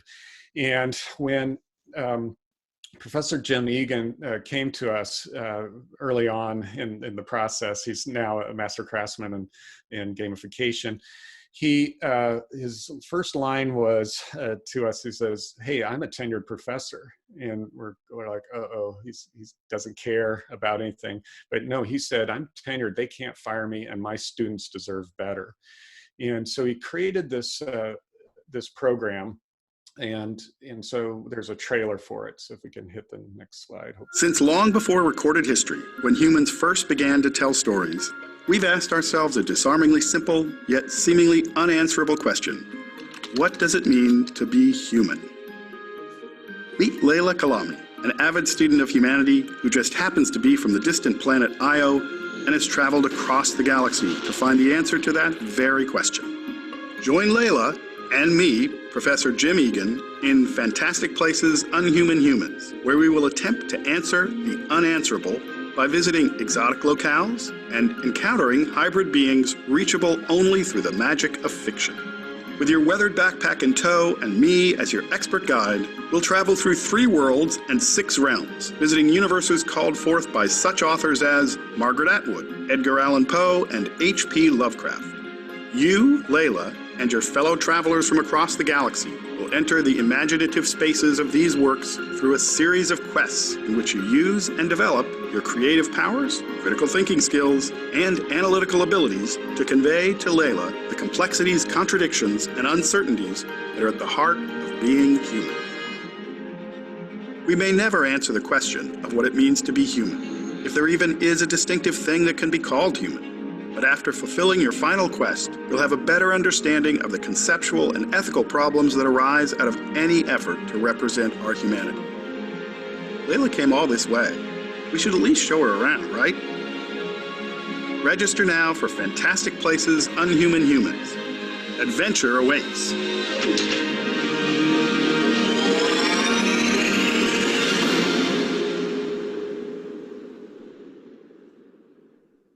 So we were so impressed by this, we actually bought the, no, not bought, we hired on his, the artist for this course to be, do our artwork for our current course that we're working on. But, and I believe, well, no, that's just the YouTube video there in case we needed to do the link over.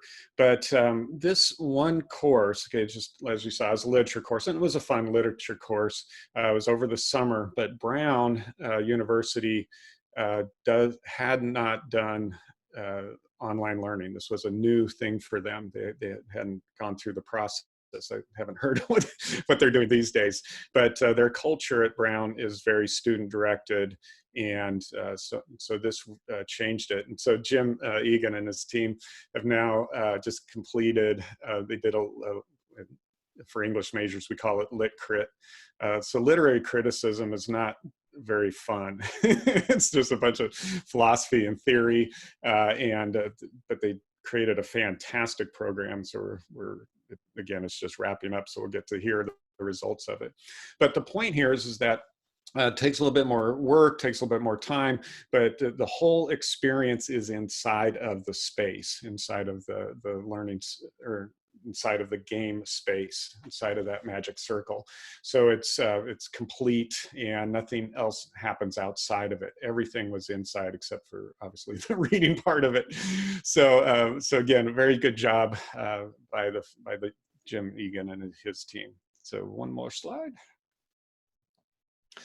So when we're looking at the process, when we're looking at your process, and of course we want to get started on the cosmetic side of things. So just finding a few little things that we can use to make it interesting, make it fun, to tack onto something that already exists, or we can move into the accessory where we're using the game mechanics to help learning happen or retain memory, more importantly. Integrated, like I said, is where we usually get involved, where it's part of the process. It's we still know that it's a training program, but it's a little more fun versus where it's a full-on game state. All right, and that I wanted to, so good. All right. And there's my email again, bighead@Sententia Games. And I can see Q&A. I can click on that, sorry. Let's open it up for questions. And while you're typing those questions in, it's important when we think about gamification to realize that it really is about motivation design. We want them to do something, and therefore we use the game mechanic to motivate them to do it. And of course, the process is a little more, can be more complex than that, but that's what we want to look at and in the process. And especially these days when we're in a lot of online environments, we don't have that face-to-face that we used to have. We used to be able to rely on our personality, you know, and to be able to read the audience. Now we have the opportunity to begin to create states that are more engaging, and then of course we play games on our devices as well. So feel free to type in the questions. And you can always feel comfortable. This is what we do. We're big into gamification. You can always email me and reach out to me as well.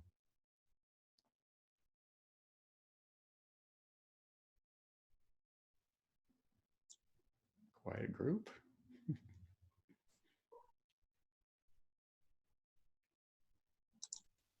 I don't think it's because they don't have questions. I think it's because it's a different format that there was a lot of good information. So I would like to go back to that literary criticism you said. So you said that was not a fun topic, but I'm pretty certain I want to sign up for that class. Yeah. So was the class, it was all through the class, or was that just to get people into the class? Yeah, it was all through, and we progressed through the stages. Was most of the people signing up, because this time slot traditionally was that the student athletes would get their humanities course out of the way, so they weren't typically not engaged in English, and then having to read books and so on. But yeah, so they'd have to progress. What was also interesting, so the first round of this, he allowed people to do the traditional. So they could take a quiz or they could write a synopsis.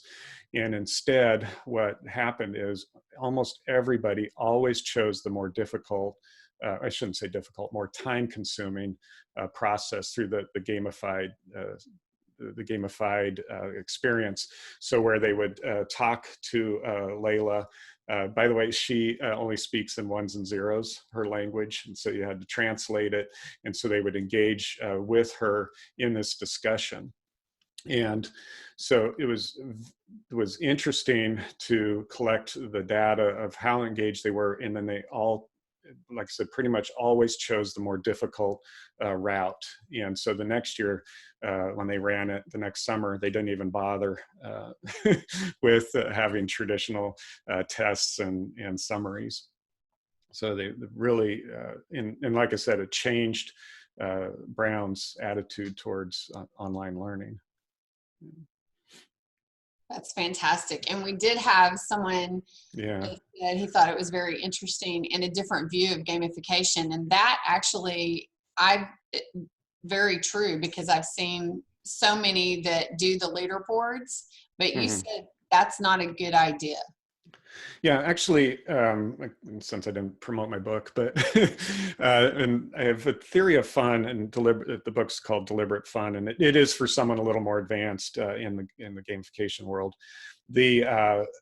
But my theory is that game mechanics trigger core desires in us, and that's what makes them fun.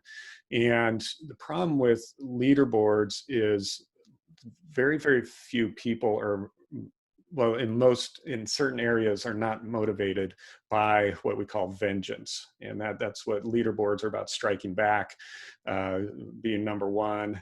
And so if we have an audience that doesn't care about that, it might actually demotivate them. And so leaderboards are dangerous to use just because they really cause people to disengage, those who aren't interested.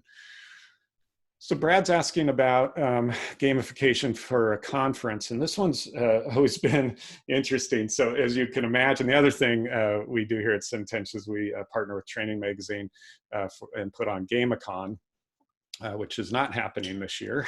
But so it's a gamification conference. And so what happens there is that we engage this, it's called Blue Rabbit, bluerabbit.io. So bluerabbit.io. And he so this is with Bernardo. We work closely with him, so we don't get anything out of it except to give him support. Yeah, bluerabbit.io. And so we use the platform, like I said, for our virtual level 1 to fully gamify it, but we also run our conferences to gamify with it. So he's in fact doing conferences now for IBM that are going on right now. So I just happen to know he's inundated with getting all the tech going. So inside of there's items, there's currencies, there's 2 currencies that can go on. And then we actually move it to the real world. So then we have a Gamazon table where they can use their gold coins to buy stuff, so the speakers, like, so I'd have my book on the table and you could buy my book or at least one of them. We just give them away to everybody. But the point is then there would be stuff that people could buy in the real world in that process. So that's what, so again, that's for a live conference. It's, we've been looking on the virtual side because, like I said, we had to shut down GameCon for this year. We have a level 3 coming up, a level 3 certification coming up. And it's just been really difficult to find it because I don't think the avatar world, the Second Life ones, and there's several people that are doing this. I think what we really want is face-to-face communication. So what we're going to be testing is the use of Remo, remo.co.co, so REMO.co. And so in Remo, what we're able to do is have tables. And so at the subscription level that we can have tables of up to 6. And then that allows us to still have our gamified process, but where people are interacting and playing together, so we'd see 4 screens or 5 screens here. And then the reason we wanted for 6 people is so that then we can move in and out with the tables to check in on them. So we're experimenting with it coming up. So if you, that one's coming up in about 3 or 4 weeks. And then also Serious Games Conference went, they went virtual as well. And so we're experimenting with doing a level 1 with using Remo. So doing a 1-day, or maybe we're splitting it. So like I said, we're in the experimental stage of it, and we'll let you know. So off the top of my head, but there are some really cool kind of Second Life things. It's just we're resistant to it because we want people to develop a community instead of just coming in. Oh, did I lose one? Is there a question there? Got lost? Oh, sorry. In your experience, what has been the biggest challenge in gamification in the workplace? Introducing or implementing? Implementing takes longer. So like I said, is some resistance out there, but it's breaking down a little bit, especially with generation changes and cultural changes in the workplace. On the implementation side, it's getting something that works. And like I said, especially when you're just starting out, you are going to rely on points, badges, leaderboards. If you're doing it yourself, I mean, obviously bringing someone in, they're going to take a different approach. And one of the biggest pitfalls, and like I said, is in looking at that is what's going to motivate our learners, and then what's going to motivate them over the long term. And because a lot of our programs are this way. So for instance, if it's a 1-hour program, like a compliance training or something, that's relatively easy. But what do we do with a longer process, like an onboarding or something like that? And so it's finding ways to keep them engaged over time for longer programs. And that's always the toughest part. But getting buy-in sometimes. There's actually enough literature now to show that gamification, game-based learning, is that it does keep people engaged longer and at a higher level. So that's an easier sell than it, like I said, it used to be, because just the name games turns people off. Yeah, some people off because they think, like I said, we don't pay them enough. We don't pay them to have fun.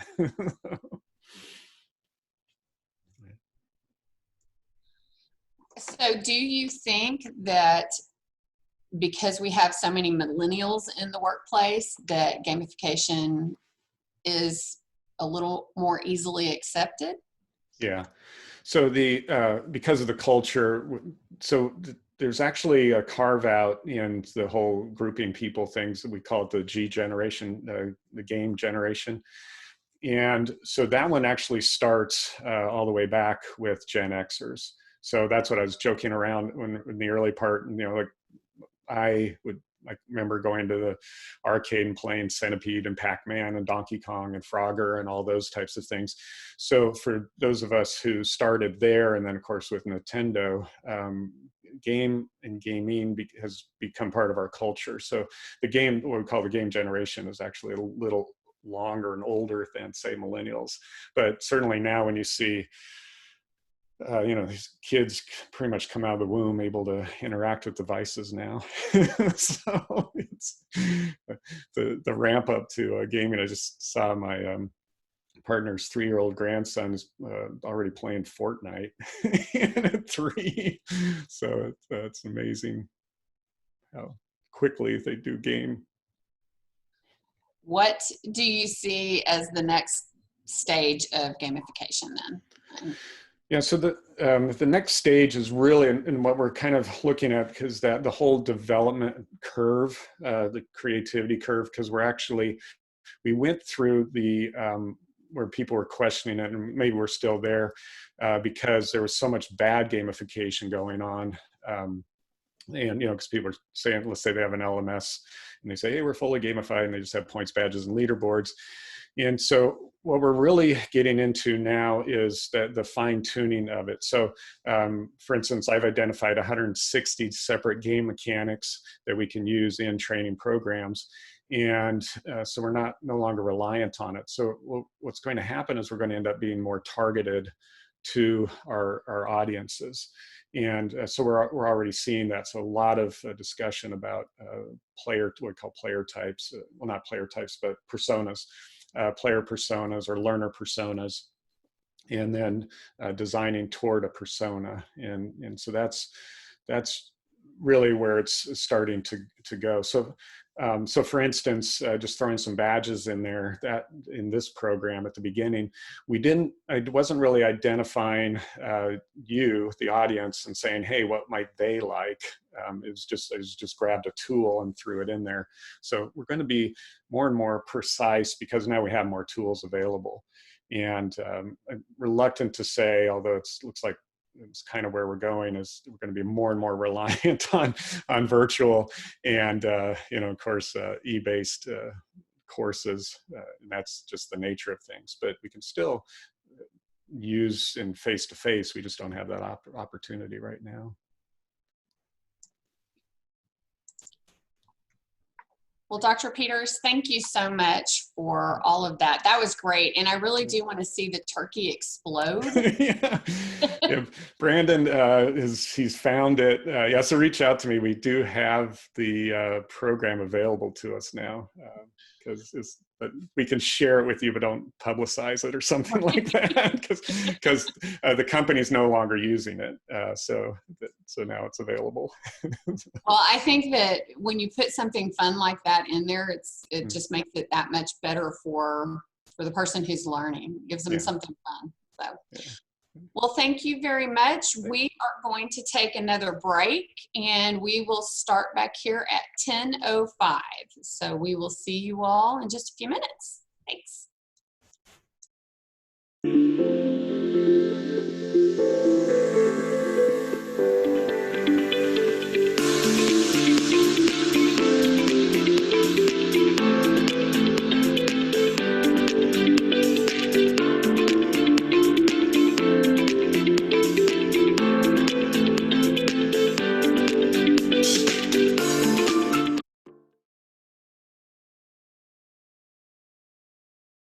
Discover what a credit union can be at Credit Union of Texas. It means 80,000 surcharge-free ATMs and 24/7 access through our online and mobile apps. As a member, you're part owner, so profits mean lower loan rates to get you more car, more home, and more money in your pocket for you and your family, while helping your neighbors fulfill their dreams too. It's easy to join. Just imagine how strong our communities would be if everyone did. Credit Union of Texas. Experience more. Welcome back, everyone. And here to talk to us about Credit Union of Texas is BJ Ballantyne. Hi, this is BJ Ballantyne with Credit Union of Texas. I'm very proud to be part of this seminar. So far, it's been great, learning a lot of great stuff. I just want to thank the Chamber of Commerce for letting us be a part of this. Credit Union of Texas was formed by 13 teachers with $65 in 1931 as the Dallas Teachers Credit Union. It has grown into one of the largest credit unions in the state. We do everything ranging from home loans and home equity lines of credit to checking accounts, auto financing, and even an in-house leasing division called Fair Lease. Our heart and soul is to support our members in our communities. And here in Frisco, we're proud to be a part of partner with some great organizations such as the Frisco Education Foundation, Frisco Veterans of Foreign Wars, Leadership Prep School, and most recently with the St. Arbor Community Garden Project, which will soon be producing some much needed food for the underprivileged in the area. Just a little update on the Corona stuff. Since this craziness started a couple of months ago, we've seen many of our peers go through layoffs and pay cuts or both. I'm proud to say that all of us are intact, and we forecast to come through this stronger than ever. I'm very proud to be part of fantastic organizations such as CUTX, and it allows me to serve my Frisco community and be a part of great events like this one for the Frisco Chamber of Commerce. And thanks for having us and letting us be a part of this. Thank you.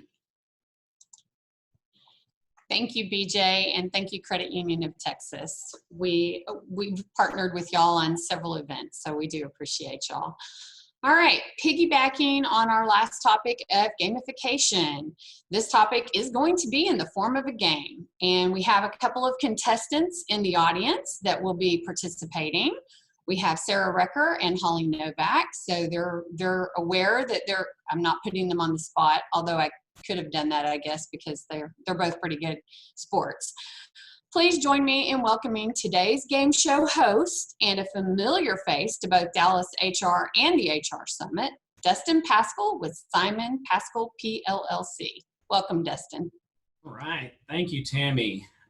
So for everyone out there, this, we came up with this idea, like Tammy said, to play off of Dr. Peters' gamification presentation and kind of present the legal topic in the form of a game.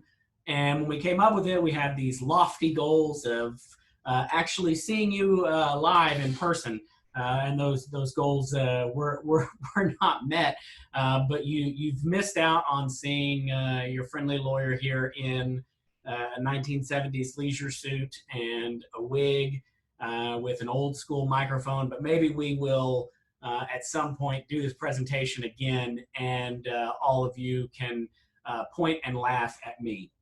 But we're going to try to do it virtual. It wasn't designed for that. So the end result is, for all of you out there, that this is either going to be a colossal train wreck that you can all laugh about over your drinks later today, or it's going to be the best thing to happen to you today. So my hope is for the latter, and we will do our best to avoid the former. But let's talk about kind of, before we start the game and get into the instructions, I guess let me talk about, I think if I'm right on the slides, I'm not controlling them here, but let's go to the next slide. Let's see if it starts. Yeah, here we go. All right. So we're going to talk a little bit about why we kind of are doing the presentation the way we're doing it, or the subject matter of it, before we get into the rules of the game. And hopefully we'll use the chat box or Q&A box, probably chat box is easier, to maybe get everybody participating and having some fun. But the idea behind this, the presentation called "Is It the Law or Nah?" We try to get clever and creative around here, but we wanted to debunk some employment law myths. It was a super popular show. I guess it's still going on, Mythbusters, that everybody likes to kind of debunk myths that are out there. Well, there's a lot of employment law myths that are out there that as I interact with HR professionals day to day, I see that those myths have kind of, those best practices, we like to call them, have kind of over time taken on this aura of the law, really, and that I must do something. And I think what's happened is over time, kind of lawyers, we're sometimes not careful with our words, contrary to our profession. But we're not careful with our words when we're answering questions from HR professionals, and we give an answer to a question, and while we may be saying this is the best approach or this is the safest approach to something, we're not clarifying that this, while the best or the safest approach, is not what the law requires. So really there is what the law requires, and then there are best practices kind of sometimes above and beyond what the law requires, especially here in Texas where the law is on the more conservative side and much more favorable to employers, and so you have a little bit more leeway, and so the best practices kind of are above and beyond what the legal requirements are. And so sometimes I get asked, so why do I care? If we've got HR professionals doing best practices, isn't that what we want? Because that's going to create a more harmonious working environment, a better working environment, and that may certainly be the case. The reason I care is because the law is all about precedent, and it's all about oftentimes kind of boxing yourself in to having to carry out something the way you've carried it out in the past. And so I say that because if we start behaving as if best practices are legal requirements and we engage in a best practice, now the next go around, if we later determine, oh, well, I went kind of above and beyond, that's not what the law requires, and you do what the law requires, you've got to have an explanation oftentimes as to why you did it differently. And did you do it differently here as opposed to there because of some protected category, race or gender or age or something along those lines? And so you have to be able to explain that difference. And so I would much rather HR professionals understand what the law is in an area and then also know what the best practices are in that area and let you decide, do we want to be operating at the legal level or do we want to be operating at the best practices level? And sometimes those will be the same. But I'd rather you know that so that you can decide with all the information out there how you're going to create precedent and procedures in your workplace moving forward. So that's kind of the reason for the presentation and why we did it the way we did it. Now, why we did it as a game, that's because we wanted to have a little fun and play off of Dr. Peters. So what we're going to do is we're going to play a little game called we're calling it the Friendly Feud, or one of my friends, Sarah, who's actually participating here, called it the Feisty Feud earlier when I was talking to her. So you can go with either friendly or feisty, however you want to be. But we're trying to be mindful of, I guess, all the legal requirements and not call it what you all know it is.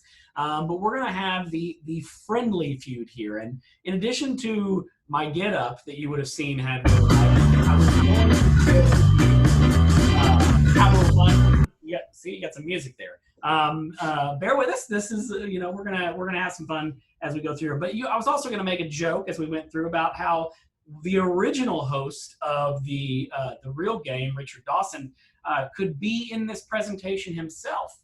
Because for anyone that watched the game and you remember Richard Dawson, he got very friendly with the female contestants on this game show. So he could have been a lesson in sexual harassment in and of himself. But here's how we're going to do this. So I'm going to ask a question as we go through this game. And we do have our friendly planted folks, Holly and Sarah, out there to answer and participate. But just to keep you all engaged, when I ask a question, if you want to, in the chat box, throw out what you think are your answers, we can do that. That way you can see how close you are to some answers that I came up with.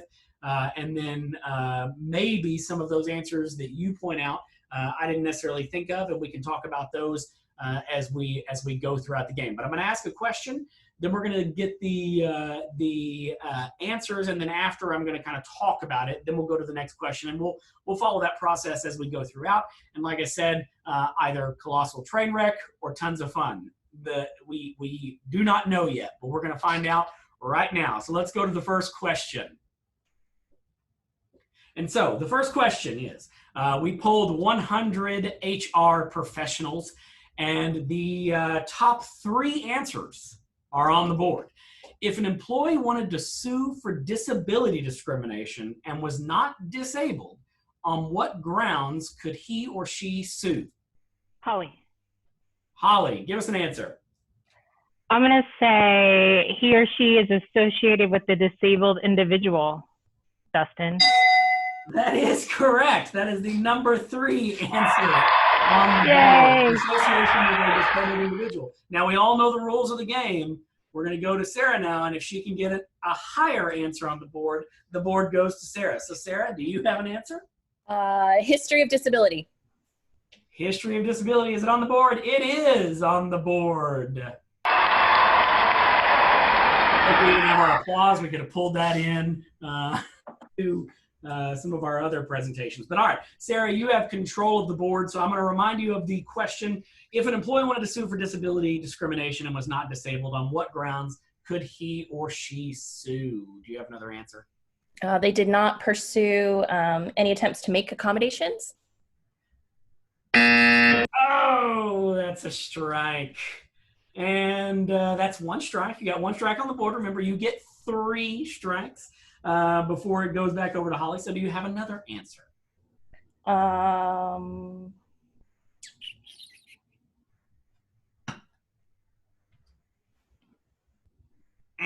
Let's get a strike on the board. Too long there. Remember, we have a limited amount of time that you have to answer these questions. So that's 2 strikes on the board. Remember, you have 1 strike left. Do you have another answer? I don't. Holly, go. All right, 3 strikes on the board. And we'll turn it over to Holly. Holly, do you have an answer? I have an answer. Go for it. The employer regarded him or her as disabled. Regarded as disabled is on the board. Yay!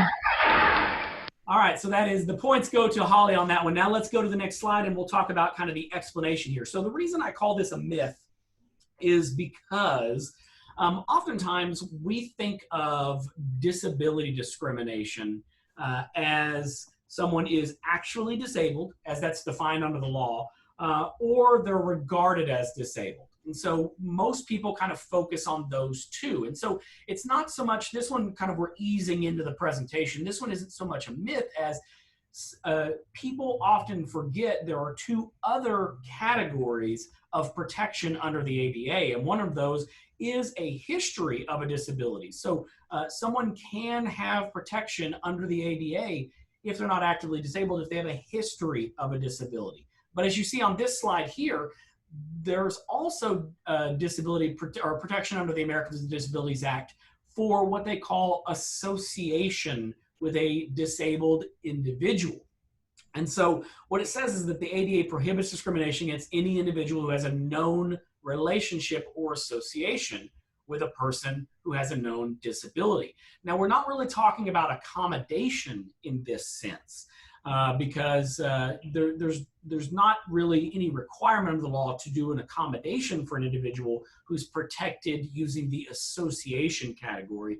What we're really talking about is a prohibition against discrimination based on kind of these unfounded concerns of what's going to, how that individual is going to operate in the workplace because of that association. And so you see there kind of the example is, the prime example is, you refuse to hire someone who has a disabled child because you believe due to that disability, that employee is going to have poor attendance or be tardy on the regular because they're having to attend to this child who has a disability, and that's going to slow them down in terms of getting to work on time, or they're going to have to take time off, or it's going to hit your insurance because they're going to have to be going to the doctor more.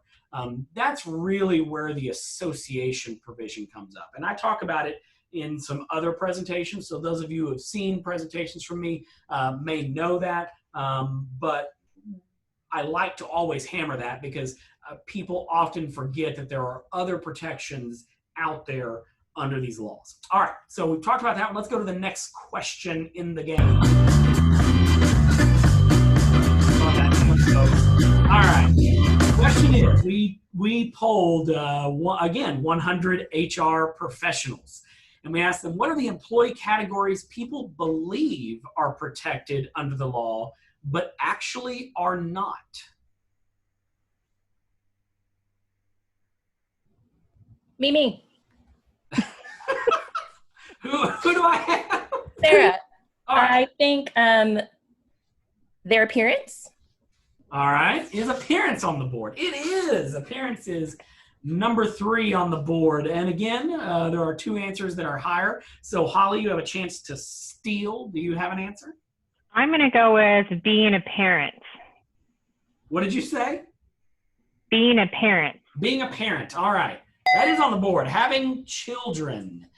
So that is lower on the board. So Sarah, you have control of the board. Oh, and I guess I should ask, the real way we play this game. Sarah, do you want to pass or play? I'll play. All right. Sarah's going to play. Sarah, do you have an answer for us? Being overweight. Weight is weight is on the board. There you go. Number 2 on the board. The number 1 answer is still on the board, and you still have control of the board. Sarah.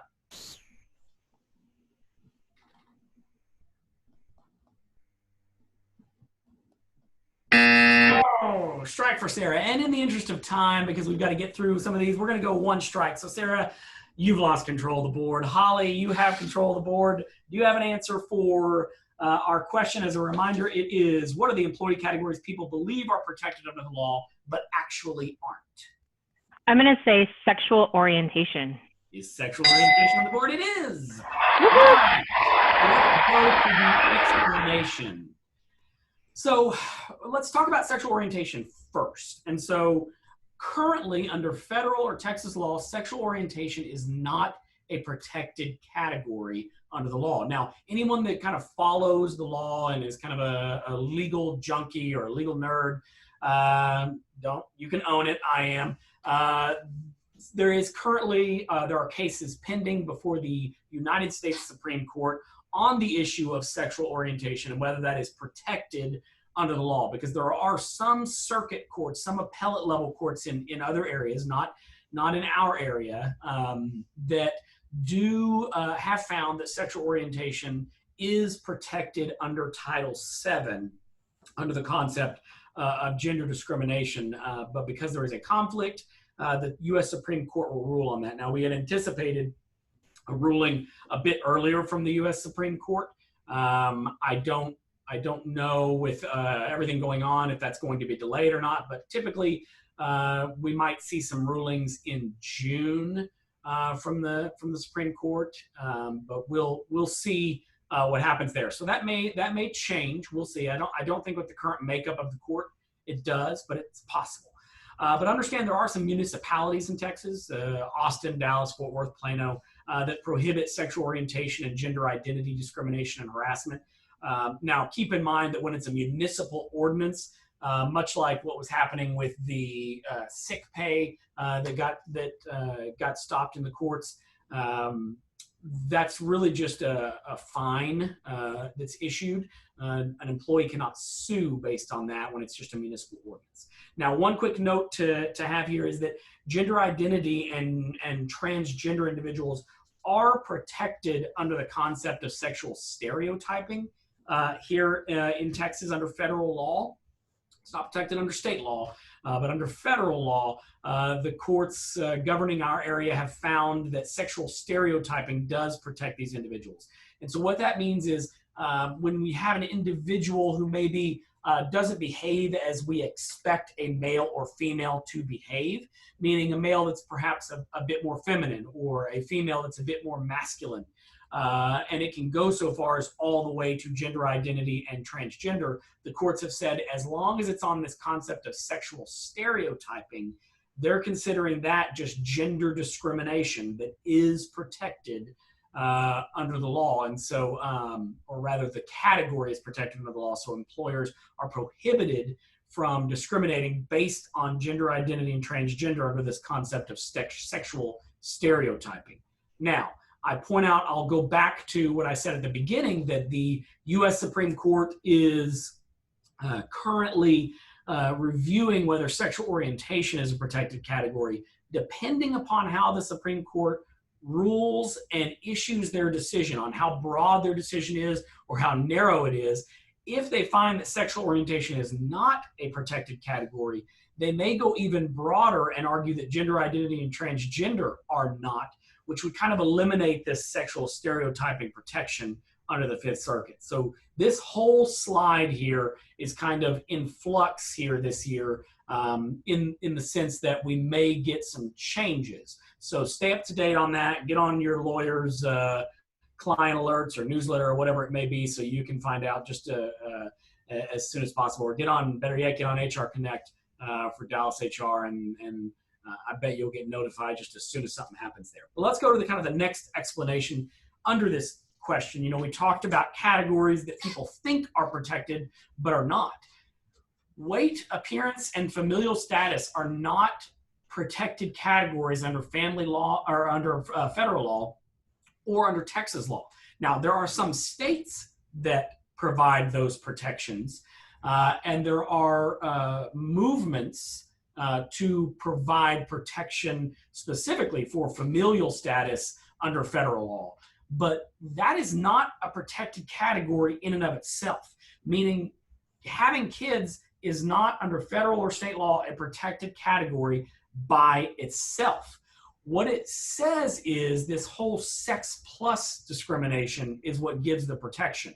And so what we're saying there is, let's say you've got an employer that says, I'm okay with males that have children working in the workplace because I believe they won't have to tend to or care for their children as much. But I'm not okay with females who have children in the workplace because I believe they will be the primary caregivers and may need to be away from work more or may end up resigning because they want to stay home. That is discrimination. It's not discrimination based on familial status. It's really sex plus discrimination, sex plus familial status. But what the courts really say is, even though we've given it this name, this idea of sex plus discrimination, at the end of the day, it's truly just sex discrimination. It's just gender discrimination. I'm treating females differently than males. And it generally happens, again, in the category of having children or in marital status. I'm okay with a married male working in the workplace, but I'm not okay with a married female. Because again, I think what they're going to do is eventually have children and want to stay home, and I don't want to have to spend my time training and getting this person up to speed for them just to quit. That again is going to be sex plus discrimination based on sex plus familial status, sex plus marriage. And so you can definitely get it there in familial status. Where it's less certain is in kind of this weight and appearance, because what the courts have said is that when it comes to sex plus discrimination, it really has to be legally protected rights or what they call immutable characteristics. And legally protected rights include kind of this familial status, this right to marry, this right to have children. That's kind of this legally protected rights. And then immutable characteristics are more combining protected categories. Sex plus race, where you might have a situation where I'm okay hiring white females, but not minority females for some reason. That's still going to be discrimination under this kind of this sex plus categorization. But if it's not a right, a legally protected right, or an immutable characteristic, then it becomes more difficult to classify it as sex plus discrimination. So appearance and weight may be even unprotected under the sex plus discrimination concept, but that's kind of for the courts to figure out. But the real myth kind of bust here is that a lot of people believe under federal law or under Texas law that having children or marital status are protected categories because we tell you don't ask those things on applications. But really, those are not protected categories in and of themselves. So there's your myth bust. So let's go to the next slide in terms of just, let's outline, we went back. Let's go forward. And one more. There we go. The only protected categories under federal and Texas law are what you see here: race, religion, gender, color, genetic information, disability, age, and national origin. Now, there's some other reasons you can't terminate people, being on workers' comp and things like that. But I'm talking about kind of these immutable characteristic categories of protection These are your only protected categories under federal and Texas law. Now, if you have operations in other states, make sure you check those states because some states have some other categories that are protected. All right, let's go to our next question in the game. Question on the board. We polled 100 HR professionals yet again, and they're all different HR professionals. We didn't go to the same 100.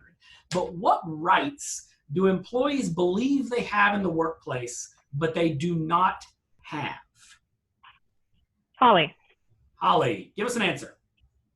I'm going to say privacy. Privacy. Is privacy on the board?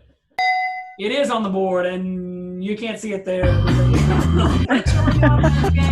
But it's actually on the board, and maybe we'll get it this time. These are fantastic behind-the-scenes folks making sure that you get what you need. There it is. Privacy is on the board. All right, Sarah, you get a chance to steal. Do you have an answer? What about freedom of speech? Free speech. Is free speech on the board? It is. Free speech is on the board. And Sarah, you have control of the board. Again, you can pass or play. What do you want to do? I'm going to play. All right, play. Give us another answer, Sarah. I think they think their personal time is their personal time. They can do whatever they want. All right. Is that on the board? It is. We call it free time conduct here. Nice. Sarah takes the Good point. answer. Good answer. Good answer. Good answer. Yeah. All right. Let's go to the explanation on this one. First and foremost, we should all know that employees working for non-governmental employers, that should say employers, I got a little typo there, but employees working for non-governmental employers do not have a constitutional right to free speech at work. Now, you may know this, but when I encounter just people out on the street, that sounds odd, but when I encounter random people and they want to talk to me about employment laws or workplace issues, they always talk about, well, I have a right to free speech. And the answer is, yeah, you've got the right to free speech in the concept that the government cannot intrude upon your speech. That is the First Amendment right that all citizens have to be free from intrusion upon their speech by the government. Now, what that does not mean is that an employer cannot intrude upon your free speech rights at work. So as long as it's a non-governmental employer, they can tell you you do not have the right to free speech at work. But there's a couple of big buts here. So and that sounds weird too in an HR presentation. But there's a couple of exceptions here. So the National Labor Relations Act, obviously, we all know, allows employees to discuss the terms and conditions of their employment, their workplace conditions, and any possible unlawful conduct in the workplace. So employees, to the extent they are speaking about those things, that's going to be considered protected concerted activity under the NLRA, and they do have the right to engage in that kind of speech without their employers shutting them down.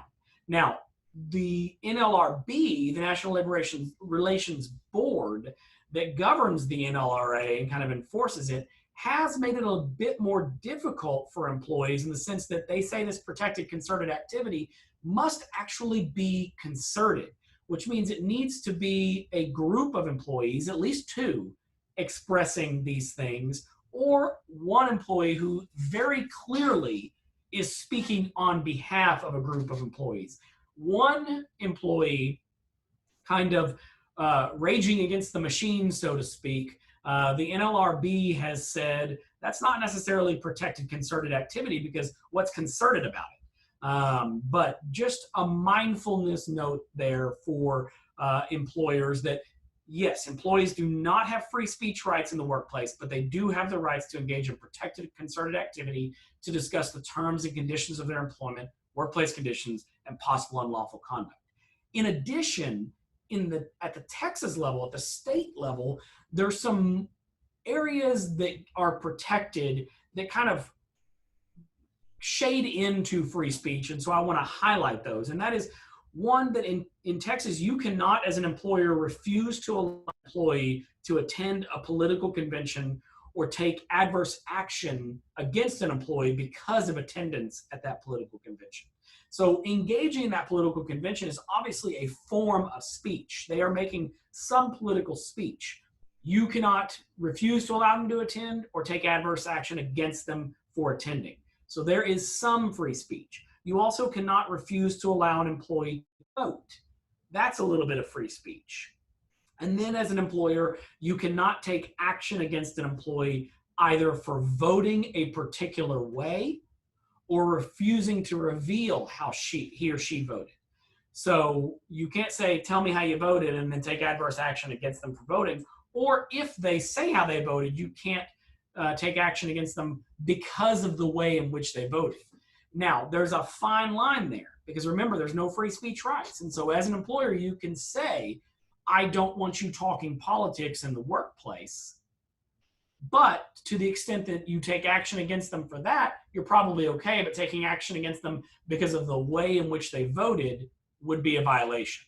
So a little bit of a fine line there. But the key takeaway is that absent these minor circumstances, employees working for non-governmental employers do not have free speech rights. If we go to the next slide. We also talked about one of the answers there is that employees believe they have privacy rights in the workplace. That's not true. Employees have no right of privacy in their email, their phone calls, their lockers, their desks, cars, briefcases, purses, whatever it may be.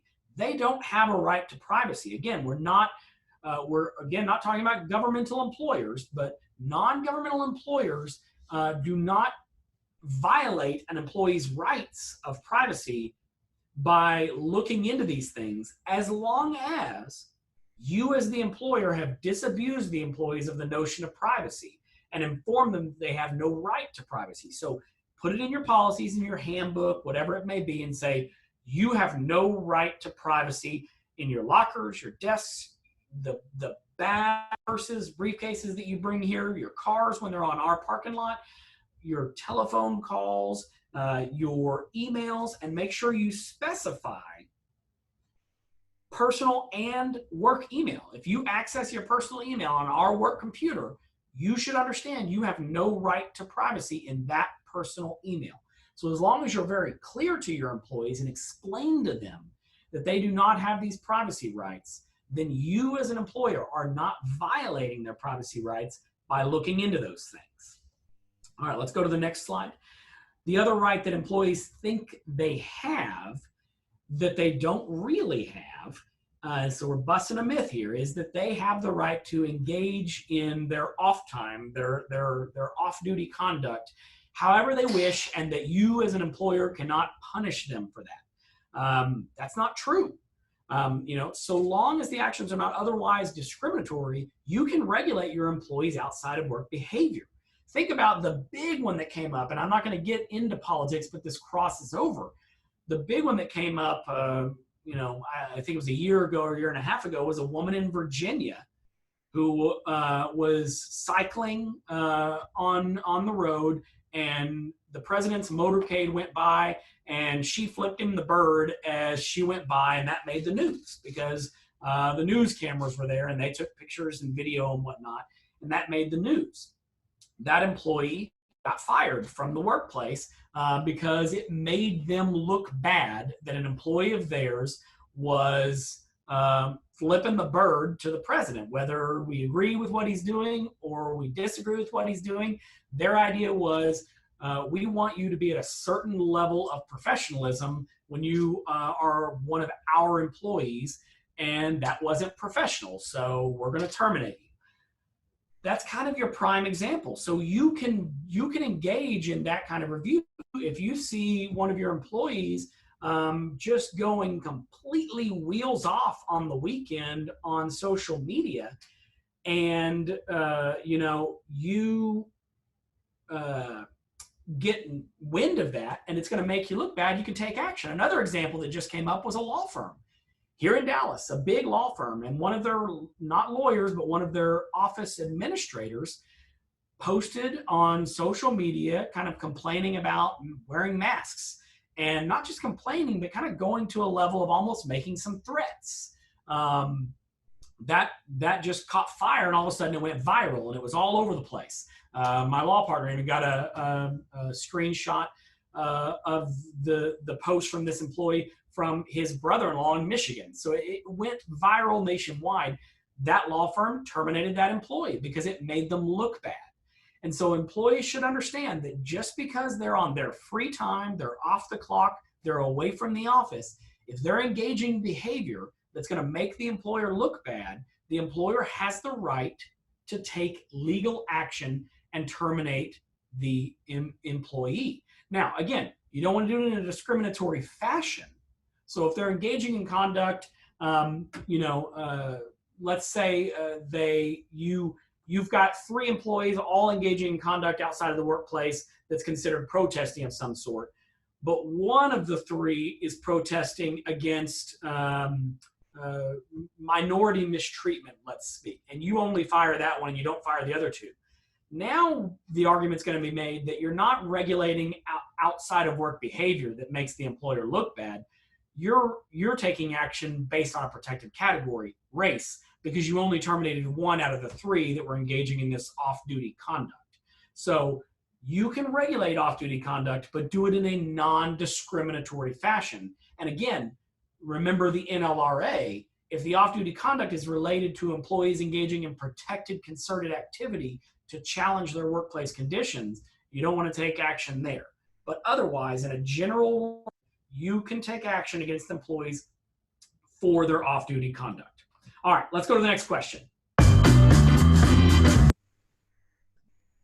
Question on the board, we polled 100 HR professionals.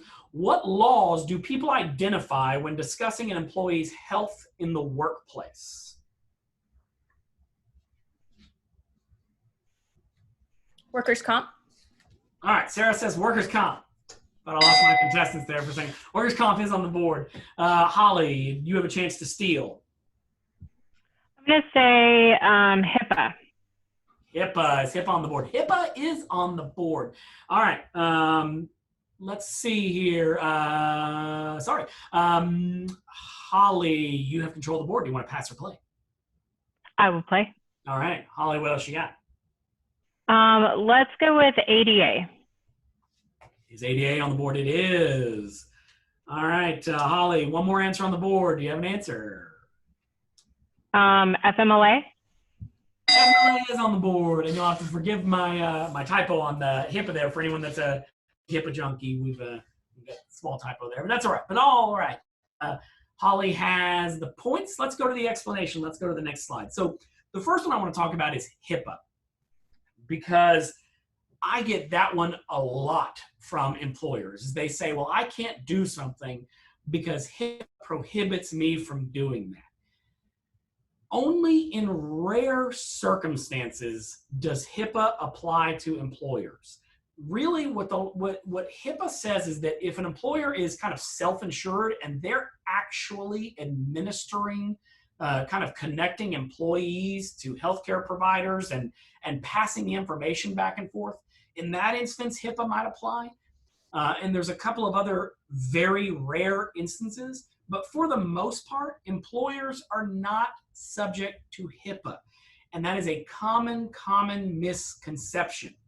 Now, that's one of those, why do we care? And maybe the real care there is just being, my OCD kicks in. I just want employers to know you don't need to be worrying about another law when it comes to HIPAA. Really, at the end of the day, what you have to be concerned about is that, yes, as an employer, you need to maintain the confidentiality of any medical information you receive from your employees. And we all know that that goes in a separate file from the personnel file. And especially during this time where we're talking about COVID-19 and people taking temperatures of employees or providing questionnaires to them where they have to answer about their symptoms. That's confidential medical information that you as an employer need to keep confidential. But you're not subject to HIPAA. You're not going to be hit with a HIPAA violation.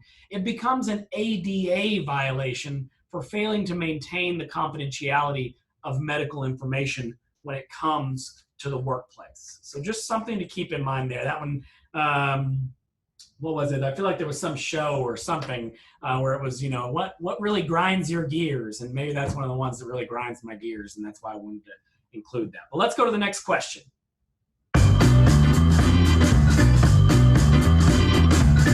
Yes, before I ask the question, thank you, Tammy. It grinds my gears. That's from Family Guy, so that's what it is. So our next question on the board, and again, we polled 100 fantastic HR professionals. What are the misconceptions about the employee versus independent contractor issue? Holly, hit me with it. Let's see. Contractors must be paid more than employees. That is a strike. We do not have that one. Sorry, and we've got one strike. So Sarah, Sarah, what do you got? Classification issues. Yes. All right, the party's going to agree to the classification. What else you got, Sarah? That employees can't become independent contractors? That is correct. We'll call that one number 3 there. If a person was an employee, you cannot be an independent contractor doing the same job, and vice versa. And in the interest of time, we know you have it. Give me that second answer there, Sarah, please. Oh, I don't know it. Okay. Employees can't do the same jobs as contractors. How about that? That's right. Oh, my lights went off. An employee and an independent contractor cannot be performing the same job. See, we've moved to the stage of the presentation, everybody, where it turned into a train wreck. But there you go. We got our answers on the board. Let's go to the next for explanation. So when it comes to independent contractor and employee, when we're talking about it from a federal standpoint, the only things that the courts are looking at, I mean, they're looking at some other little things, but they're not really determinative. What they're trying to figure out when they're trying to see if someone is an independent contractor or an employee, they're looking at 5 factors: the skill and initiative required in performing the job, the extent of the relative investments of the parties involved, the degree of to which the worker's opportunity for profit or loss is determined by the alleged employer, the permanency of the relationship, and the degree of control exercised by the alleged employer. Those are the 5 factors. That's what we're looking at. And so I think what happens is over time, I mean, Texas has 20 factors. I think that has started to create this concept that there's some other issues in there. And from a tax perspective, if the TWC comes calling from a tax perspective, they might look at some of these other minor factors when it comes to determining independent contractor or employee. But really, these are the 5 factors we look at. And so when we talk about, pardon me, I got to go back to my notes. If we talk about these, an employee and an independent contractor cannot be performing the same job, that's not true. They certainly can. Now, the way in which they perform that job needs to be carried out differently. The employee is going to have much more control exercised in the job. The employee is probably there for a longer term. The employee has no right really to control their profit or loss. They're just getting their hourly rate or their salary. The employee doesn't have any tools or equipment that they're putting in. Whereas it might be the exact same job, but an independent contractor is providing all of his or her own tools and equipment. He's only working sporadically, a month here, a month there. In between, he's doing the same job for other people. He's offering his services elsewhere. He gets to decide when he starts work and when he ends work, as opposed to being told when to do that. He gets to decide the method and the order of his work. You can have that, and it can be the same job performed by an employee and an independent contractor. Now, be prepared to be able to explain why they're different so that you don't get tagged with it. Again, we're talking about legal requirements versus best practices. Best practices may be not to have an independent contractor and an employee performing the same job, but legally they can be. Just make sure you're running through those tracks. And the same thing happens with someone being an employee at one point and transitioning to an independent contractor. for the same job, or vice versa. Again, best practice may be don't do that, because the government or the court that's kind of deciding that is saying, well, that looks like they're an employee all the way throughout. But legally speaking, you can do that as long as you change the way that the job is being performed, taking into account the 5 factors here from the federal standpoint. So just keep in mind, there are legal requirements and best practices. And when it comes to independent contractors, these are your factors to look at, and this is what should be guiding your determination. And keep in mind, the last little myth there is that just because the parties agree does not mean that the worker is an employee or an independent contractor. It's governed by the factors. It's not governed by the parties' agreement. All right, let's go to the next question.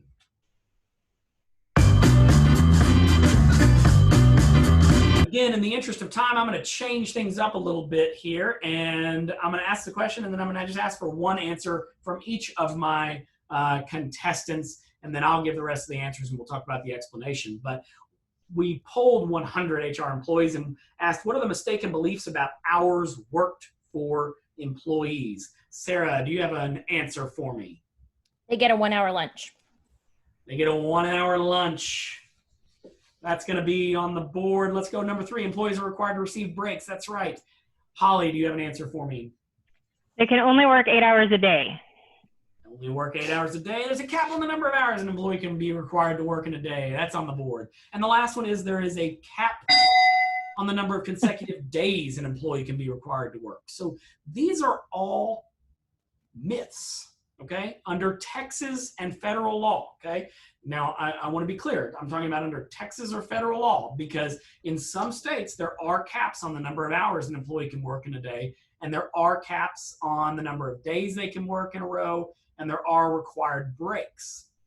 Under Texas law, though, and federal law, you don't have to give any breaks to your employees. You don't have to cap the number of hours they work in a day, and you don't have to cap the number of days they work in a week, or a number of consecutive days. Now, you may not have employees very long if you don't ever do any of those things, but certainly you have that right. Now, you'll see there in the explanation, there are some specific industries, retail, for instance, that requires kind of a rest period in terms of consecutive days worked. And there are some child labor restrictions for workers under 18 years of age regarding how many hours they can work and how many days and those kinds of things. And then there is, the law has said that under the ADA, or not the ADA, under Title VII for the concept of the protected category of religious beliefs, a reasonable accommodation is a day to observe their religious beliefs, however they so choose, if they don't have a day to do that otherwise. But absent those specific situations, you as an employer are not required to limit the number of hours worked in a day or the number of consecutive days worked. Now, if you work them over overtime, then yeah, you got to start paying the time and a half if you hit over that 40 hours in a work week. Excuse me.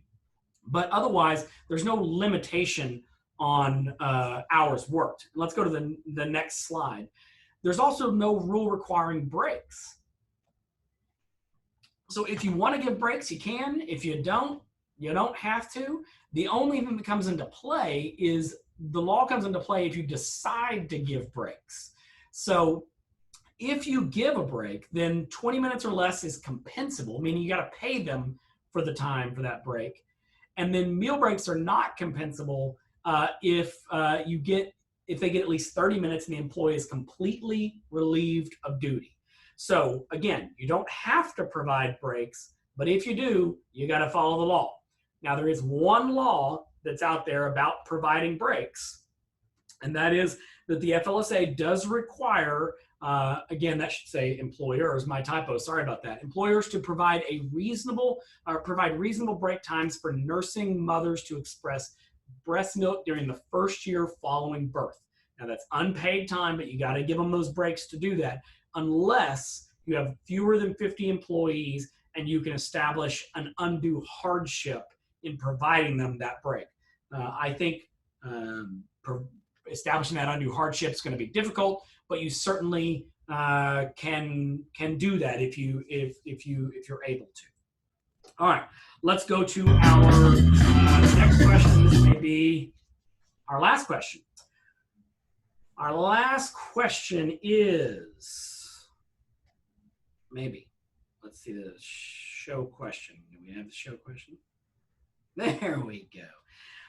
What are the types of leave every employer is actually required to give employees? I asked that because we just talked about what you don't have to do. What are the types of leave every employer is actually required to give employees? And again, let's just get an answer. Holly, give me one of the answers. How about funeral leave, bereavement leave? Bereavement leave. All right. And then Sarah, let's go to you. Give me an answer. Medical or sick leave? Say again?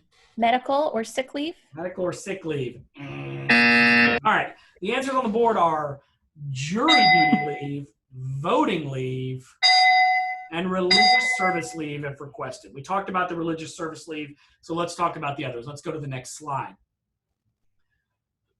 So, there is no Texas or federal law that requires private employers to provide paid or unpaid leave other than jury duty leave and voting leave unless you're subject to the FMLA. So I phrased the question as, what is any or every employer required? Not every employer is required to give FMLA leave. So understand, if you meet the requirements of being a covered employer under the FMLA, you do need to provide FMLA leave. I'm not encouraging employers not to do that. But to the extent you're not subject to the FMLA, the only required leave you must provide is jury duty leave and voting leave. Now, there's some military leave requirements in there as well. Again, a small exception.